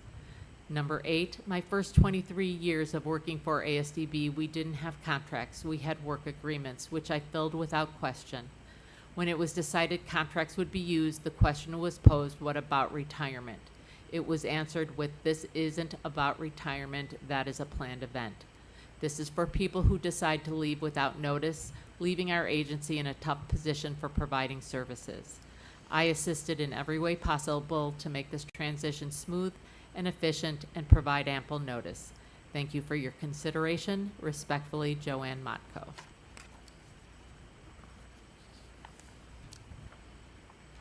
Next is from Elizabeth Brous. No subject line. Dear Board, my name is Elizabeth Brous, and I'm an itinerant teacher of the deaf and hard of hearing out of Region 2, formerly DVR. My comment today is related to the discussion from the September 9th board meeting about filling the ombudsperson position. It was mentioned during the meeting that it might not be necessary for that position to be filled, and I would like to offer another perspective for keeping the ombudsperson position and to consider an alternative to the hierarchy of the chain of command. While ASDB has policies and information in the handbook regarding a process for formal complaints or grievances, it does not specifically address informal sharing of concerns, ideas, and questions. The policies I have read point to formal complaints or grievances being resolved at the lowest level of administration, which has become known throughout the agency and was mentioned at the September 9th meeting as the chain of command. The process for communicating informally isn't clear. Is there an informal way for stakeholders at all levels to do as the accountability, collaboration, and transparency principle states? Openly share concerns and ideas, candidly communicating our intentions, and foster thoughtful discussions by freely sharing knowledge and information. In the documents that I reviewed, ASDB and the board have recognized that staff members may have concerns with or not be comfortable addressing concerns, ideas, and questions both formally and informally between ASDB staff members and themselves, which would include communication with the chain of command. ASDB provides an unbiased, neutral third-party channel to seek guidance, ask questions, make comments, and report concerns, and that is the ombudsperson. For me personally, how to advocate through the chain of command has been unclear and intimidating. I have sought guidance from the ombudsperson, and the guidance I received offered me a clear path to address my concerns and seek further input on ASDB policies if necessary. Without the position of the ombudsperson in the current model of the chain of command, I wonder whose questions, comments, concerns, and ideas are not being heard. What if instead of the hierarchy of a chain of command, ASDB supported the structure of an inverted pyramid of support with the students at top? This would focus on building a community of collaboration, communication, and idea sharing across levels of the pyramid to reach the goals of the agency. I ask that the board consider actively recruiting for the role of ombudsperson and critically examine the structure and purpose of the chain of command. Thank you, Elizabeth. Next is from Jeremy Tuttle, also no subject line. My name is Jeremy Tuttle. I am an educational interpreter in the ASDB itinerant program, where I've served for over 23 years. I have a bachelor's degree specializing in educational interpreting from the University of Northern Colorado, and am nationally certified by RID via NIC and Ed K-12, a specialized credential for interpreting in educational settings. In addition, I served on the board of directors for the National Association of Interpreters in Education, NAIE, as a director of publications from 2016 to 2018. In my time with ASDB, I have seen this organization proudly serve the needs of students in our member districts over many years. Welcomed as valued related service providers on the IEP team, educational interpreters have served the communication needs of students in line with best practices in the field. However, due to recent policy change by leadership in the itinerant program, that has been impeded. Most notably, a policy applied to educational interpreters required that they would no longer be able to participate as contributing members during IEP meetings, except by submitting a formal written request to leadership within the itinerant program. While promised that the policy is only to gather data, in practice it has already proven to deny interpreters attendance to IEP meetings, even when invited by member district personnel and desired by our own teachers of the deaf. Though it has been communicated that this policy was decided based on research, when asked for this information, it was withheld and that the decision was made at the leadership level.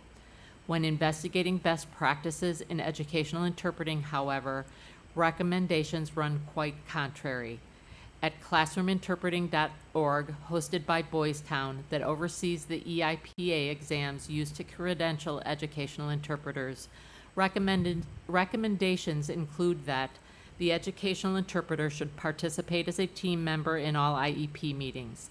He or she should work with all other members of the team, including the deaf educator, speech pathologist, and parents, to help provide the student with access.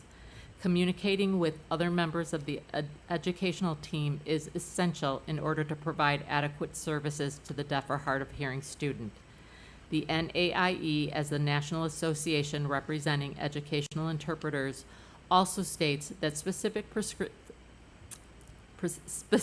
procedures for prescribing educational interpreting services under IDEA mandate an official IEP team meeting in which all stakeholders, including a teacher of the deaf and a qualified educational interpreter, have an opportunity to provide professional recommendations. As an educational interpreter with a long history with this organization, I cannot understand the need for this change in policy. It conflicts with published best practices in the field. Most notably, it impedes an interpreter's ability to collaborate meaningfully as a valued member of a student's IEP team, and our ability to offer the high-quality services we are capable of providing. I implore the ASDB board to look into these policies and take action to bring the expectations of educational interpreters in line with best practices informed by literature in our field and upheld by our professional association, the NAIE. Thank you. If you wouldn't mind, that would be great. Next comment is from Megan Nelson. My name is Megan Nelson. I'm an educational interpreter at Desert Valley Regional Cooperative. I've been an educational interpreter for a total of 12 years, and I am EIPA certified. For as long as I have been with DVR, I've always felt valued as an interpreter. Interpreter involvement in IEP meetings and as members on the IEP team have been continually advocated for and supported. The skill and knowledge that educational interpreters possess related to our role in a classroom and on a team has been recognized, acknowledged, and appreciated. We have continued to encourage the field of educational interpreting to be taken seriously and have hired and given training to interpreters who have represented that idea. It has been known that DVR has high-quality interpreters, and we've worked hard to maintain that reputation. In fact, the educational interpreter job description has a list of items that ASDB wants their interpreters to be knowledgeable of and skilled in, which is evidence of the expectations they have of their interpreters. As the redesign of ASDB/DVR has progressed, the outlook and attitude toward educational interpreters has rapidly declined. The educational interpreters are no longer valued for the skill and knowledge that they bring to the table. They are no longer seen as an integral part of the IEP team. The steps that have been taken over the past decade to elevate the standard practices of educational interpreters to a higher level of best practices is now taking many steps backwards in time. I would like to bring it to the board's attention that over the past year, 5 educational interpreters have left DVR due to the drastic decline of value towards its interpreters. The interpreters have provided research and data that support what our role truly is, and the interpreters have expressed their concerns regarding decisions that are being made related to interpreter services. When the concerns have been presented and taken through the appropriate channels, they have time and time again looked down upon an interpreter's contribution and have dismissed the insight and concerns. It is not change in general that is the issue I bring to you today. Much change has occurred over the past couple of years within the cooperative that has been accepted with little to no resistance. It is the new underlying tone of oppression and intimidation that is the issue, and as an interpreter, I cannot stand by while the educational interpreter's role is being undermined and belittled. The culture within DVI and the itinerant services has become a negative one, and as a result, not only affecting educational interpreters, but student services as well. I urge the board to take this concern seriously, and I hope that in the near future, our mission will once again be focused on accountability, transparency, and collaboration, with the goal of serving our students in the best way possible, along with acknowledging the skilled individuals who take their professions seriously. Thank you for your time. The next comment is from Ashley Parks.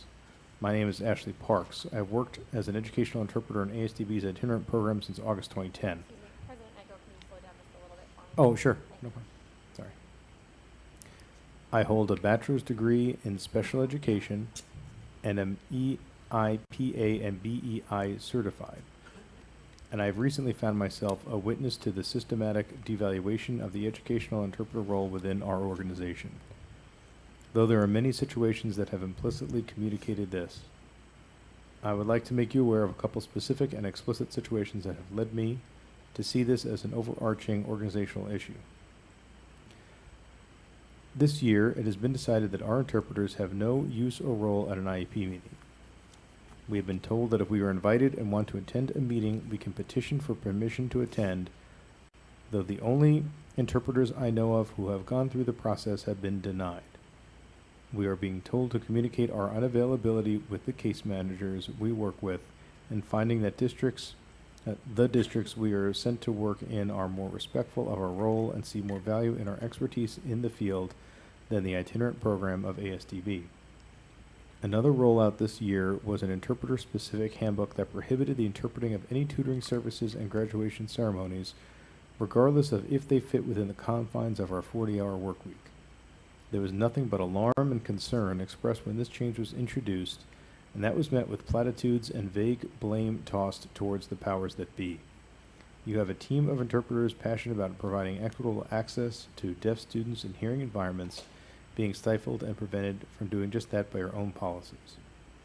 Finally, I would like to highlight a specific situation I found myself a part of. An attempt was made to remove interpretive services from a student I work with without any input from the family, the classroom teacher, the school administrations, or the interpreters who have worked with the student. As a professional who works daily with a student impacted by this change, I cannot express how surprising and upsetting it was to realize that the interpreter was viewed as a non-essential voice in this dramatically impactful decision. We have prided ourselves on being a leader in the realm of deaf education, and it pains me to say this, but the decisions being made today will tarnish that reputation tomorrow. Our itinerant program here in the Valley has been the place many educational interpreters aspire to work at, and now we are seeing an exodus of skilled and seasoned interpreters from the organization. An exodus caused largely, in my opinion, by a sheer disregard of any professional expertise and a general lack of respect for our role.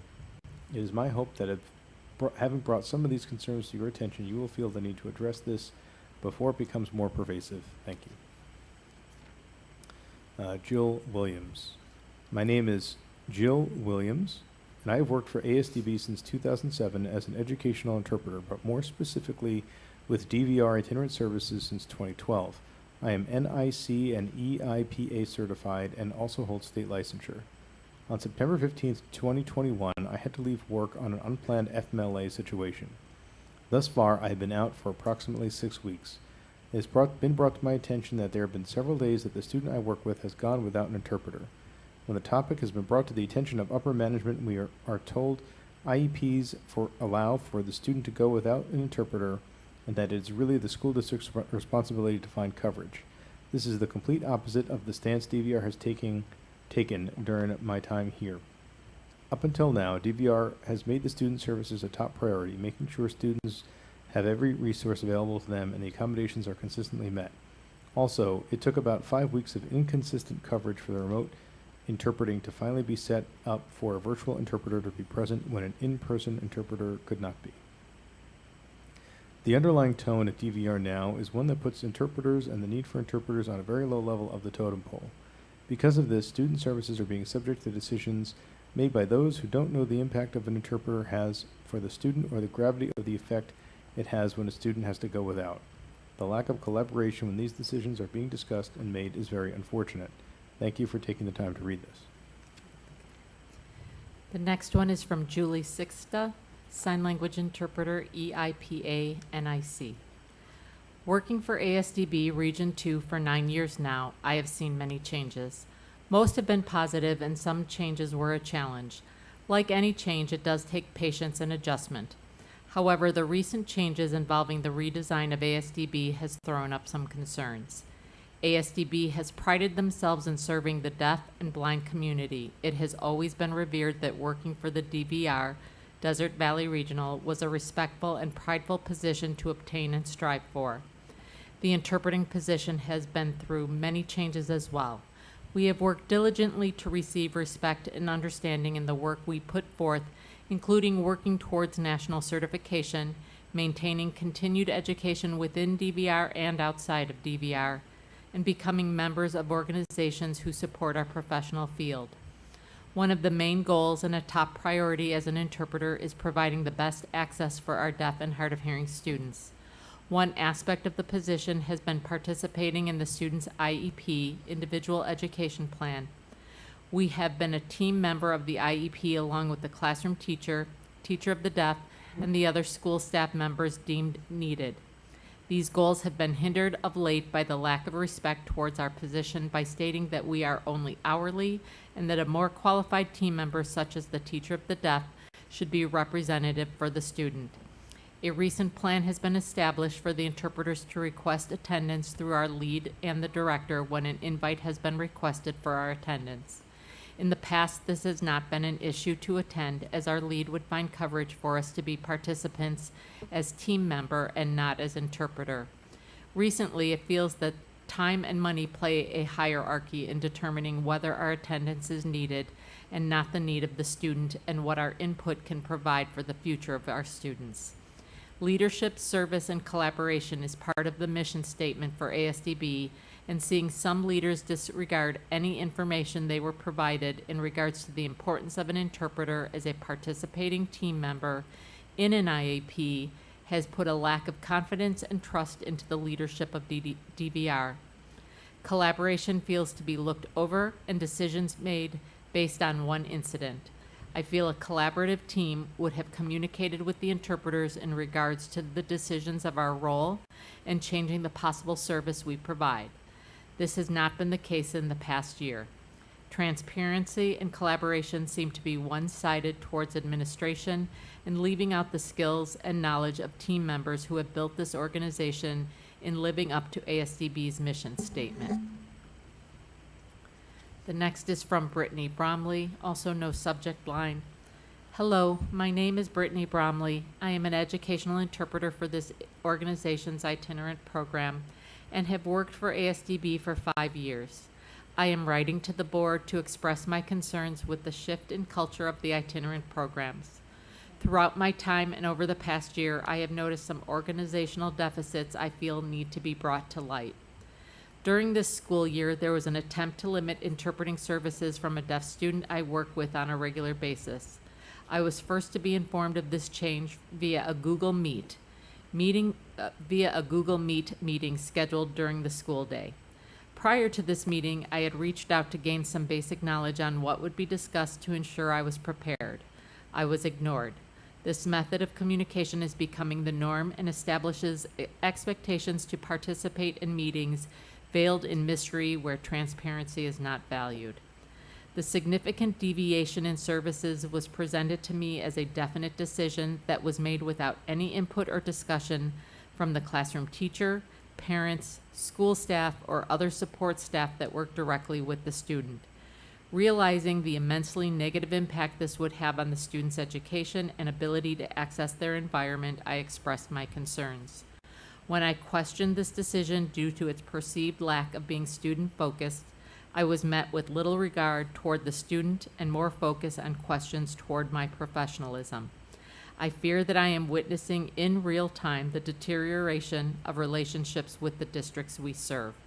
In turn, I am forced to participate in this by being encouraged not to facilitate a relationship with these schools when they are in fact our greatest stakeholders. This is not a sustainable model. Additionally, I have concerns interpreters are not being considered value members of the educational team. Earlier this year, it was decided educational interpreters would no longer have an active role in IEP meetings. They may only attend if they are interpreting for the student present in the meeting or if they have requested and received prior approval to be an active member in the meeting from a supervisor. Some interpreters who have requested to be present for these meetings have been denied with little to no concrete justification as to why. Many seasoned interpreters have explained and presented evidence of the importance of being present for these meetings, yet their expertise seems to be ignored. These meetings are key components to a student's success, and our absence hinders our ability to support and facilitate their individualized learning goals. As the culture in this organization moves further away from the professional respect and collaboration, it is apparent that decisions are made without the student's best interest represented. I hope that my concerns are shared and able to be addressed. Thank you. You can take one, I'll take, we'll go back and forth, how's that sound?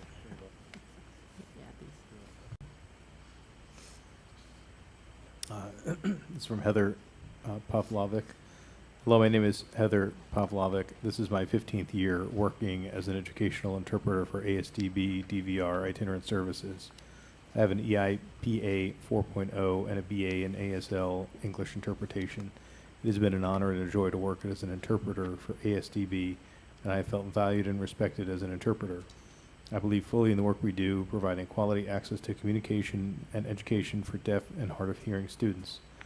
However, since the beginning of the redesign, the changes that have been made have devalued the interpreters. We are now seen as paraprofessionals and no longer deemed it necessary to attend IEP meetings and participate as part of the educational team, and I believe the quality of services being provided to students has decreased.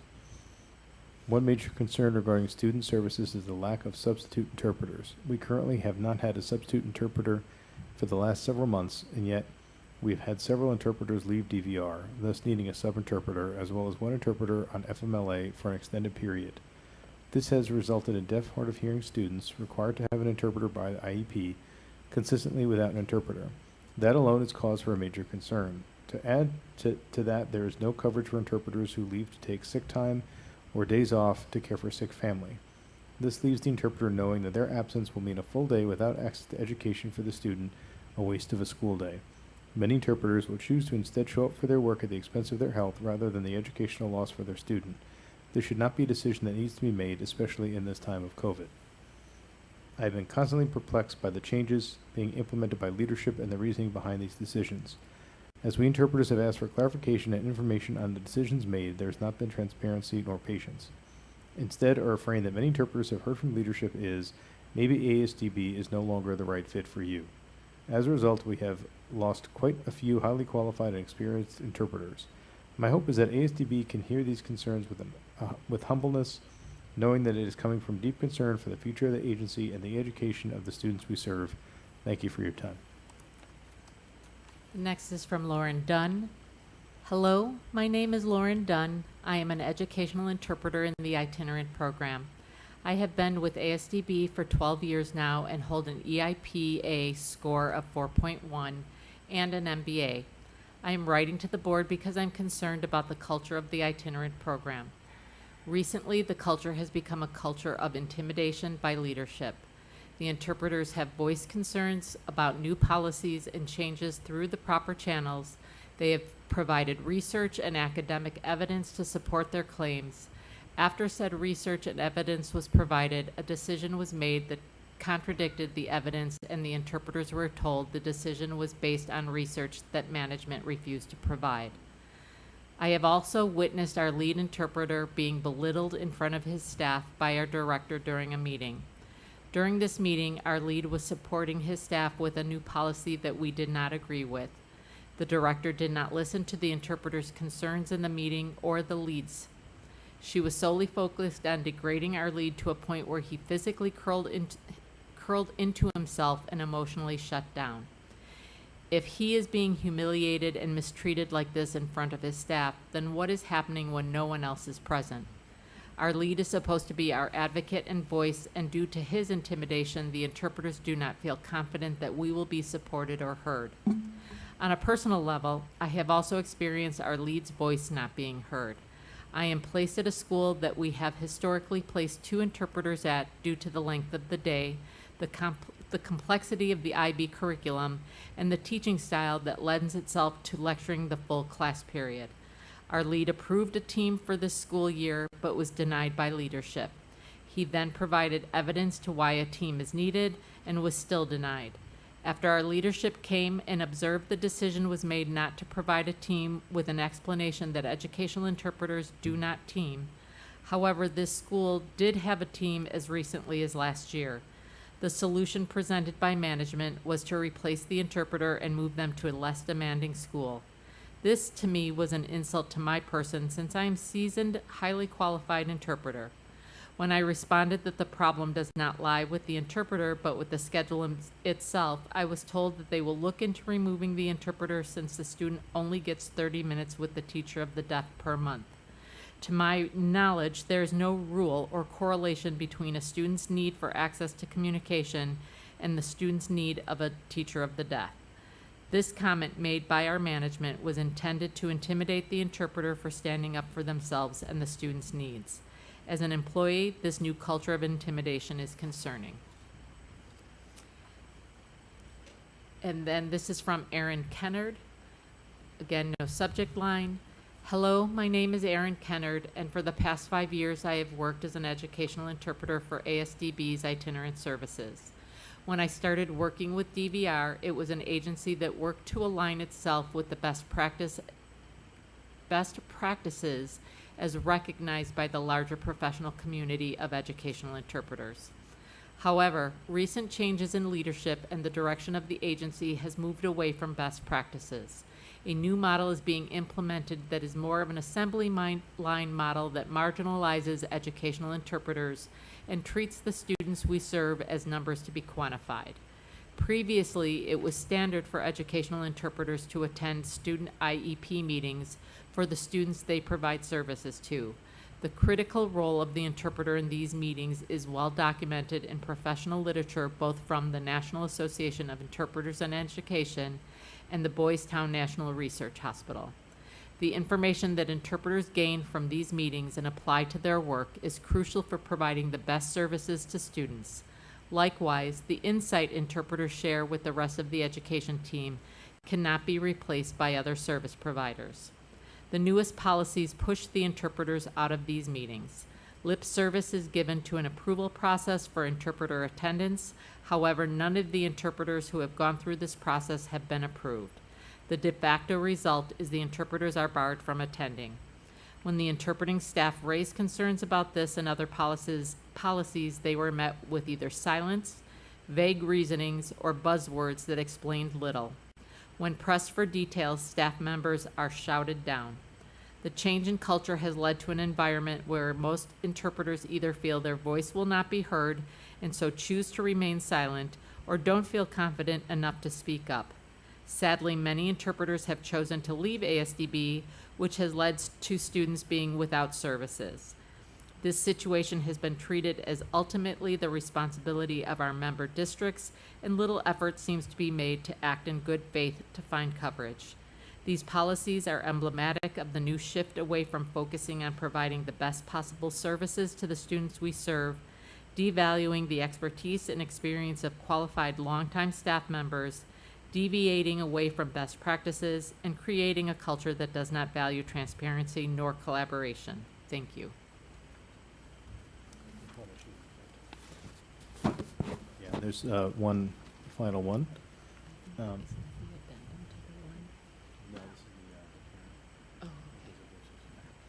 There is one final one that we didn't have printed out.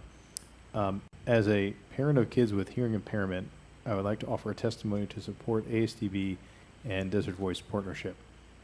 My name is Suthir Valakondu, and I'm sorry if I'm mispronouncing that. And I'm the father of Mayank and Jayan Valakondu. Both of my sons were born with hearing defect, and they both failed their newborn hearing test, and that's how we came to first know of their disability.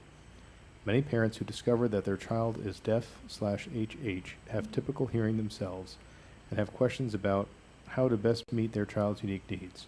There's a lot of information about how to raise a child with hearing loss, and we were lost. We were very fortunate to get an early intervention from ASDB, who educated us on available resources, our rights, and assisted us in making decisions about what is best for our child, prepare and conducted home visits, coordinate and conduct relevant assessments, helped us in understanding sensory impairment, provided strategies and activities and support development and IFSP outcomes, and monitor progress from the time they were born to when they were in preschool. At preschool age during IEP transition, they conducted various assessments, and they were able to identify that both of my kids primarily needed listening and spoken language services. Our goal was also to prepare our kids to mainstream into a school of choice with hearing children their age. ASDB recommended us to a public charter school, Desert Voices, that was specially tailored for kids who are deaf or hard of hearing and focuses on teaching them oral skills needed to talk and understand when spoken to. Their structured language-focused teaching curriculum and a small teacher-to-student ratio truly accelerated the progress in their communication skills. Our ASDB support coordinator had close rapport with the DV team, and she also helped transition our kids to DV through various visits. I'm happy to say that both of my kids are mainstream now, and without this partnership between ASDB and Desert Voices, it would not have been possible. I highly recommend and vouch for this partnership to continue so many families with kids of hearing loss can benefit similarly. Okay, those were all of our comments. Next, 8.02, discussion and possible action item, agenda items for the next regular board meeting. Are there any particular items that anyone would like to add to the next board meeting?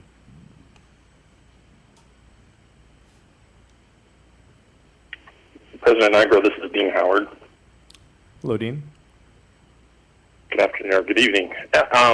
I would like to have an update on Desert Voices and other services that are provided outside ASDB. I think it's been a while since we've heard from those groups, and maybe if we can get some updates from them and ASDB staff at a future board meeting, that would be good. Okay, and to clarify, I know, would you like number of children served, or would you like more data about how we're providing those services, or what would you like in that update? I would like to see the data. I would like to see student enrollment.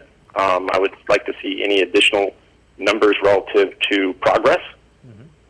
That would be good. And I would like to hear from both the agency staff and service staff that, like Desert Voices, that provides those services. Okay.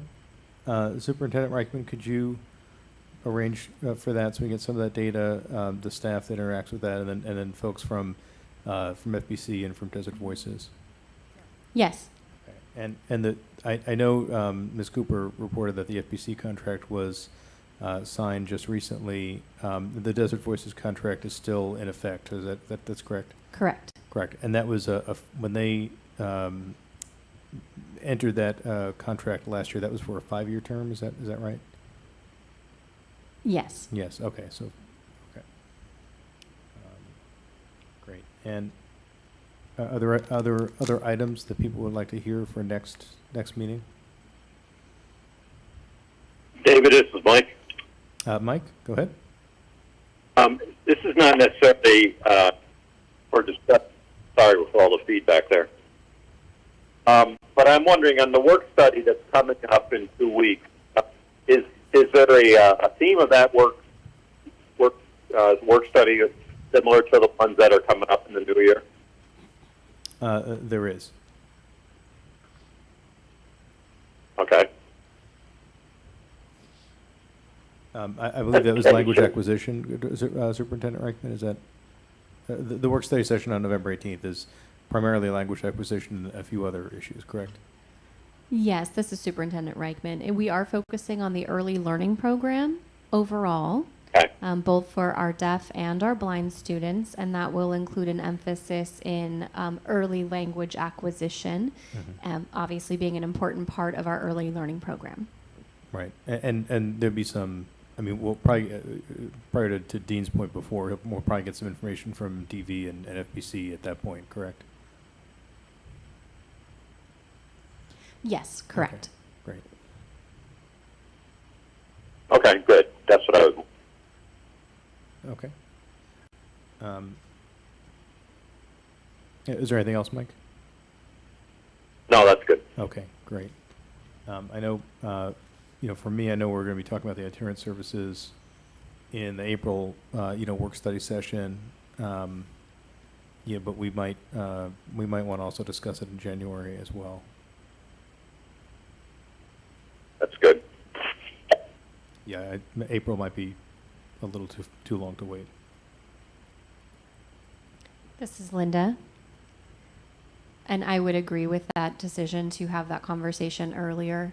President Nigro, in January, I would like to have that on the agenda for January as well, since based on the comments that we heard tonight, I think it's important to have that conversation. Thank you. I do as well. This is Lynn.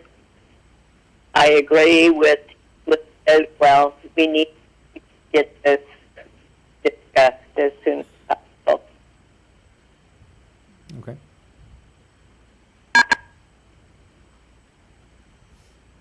Any other notes? No? Okay, so it'll be those two things, Superintendent Reichman. We'll make sure we get on the agenda for the next meeting, and then we can move on to 9.01, action item adjournment.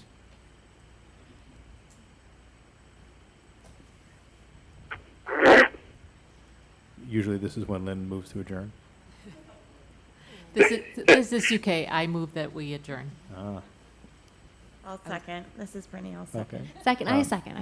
A second. All in favor? Aye. Aye. Aye. Any opposed? No. Excellent. Thank you very much to everyone, to the board and the staff and the media production for having another in-person yet distance board meeting. Again, as we mentioned earlier in the meeting, we'll look to schedule as like a Zoom-only meeting in December regarding the statutory package. You'll just pay attention to your email on that, so we'll find a day and conduct that. Other than that, thank you, everyone. I was waiting for you, Lynn. Yeah, I move that we adjourn this meeting. Thank you. Thank you, everyone. Have a good night. Train gone.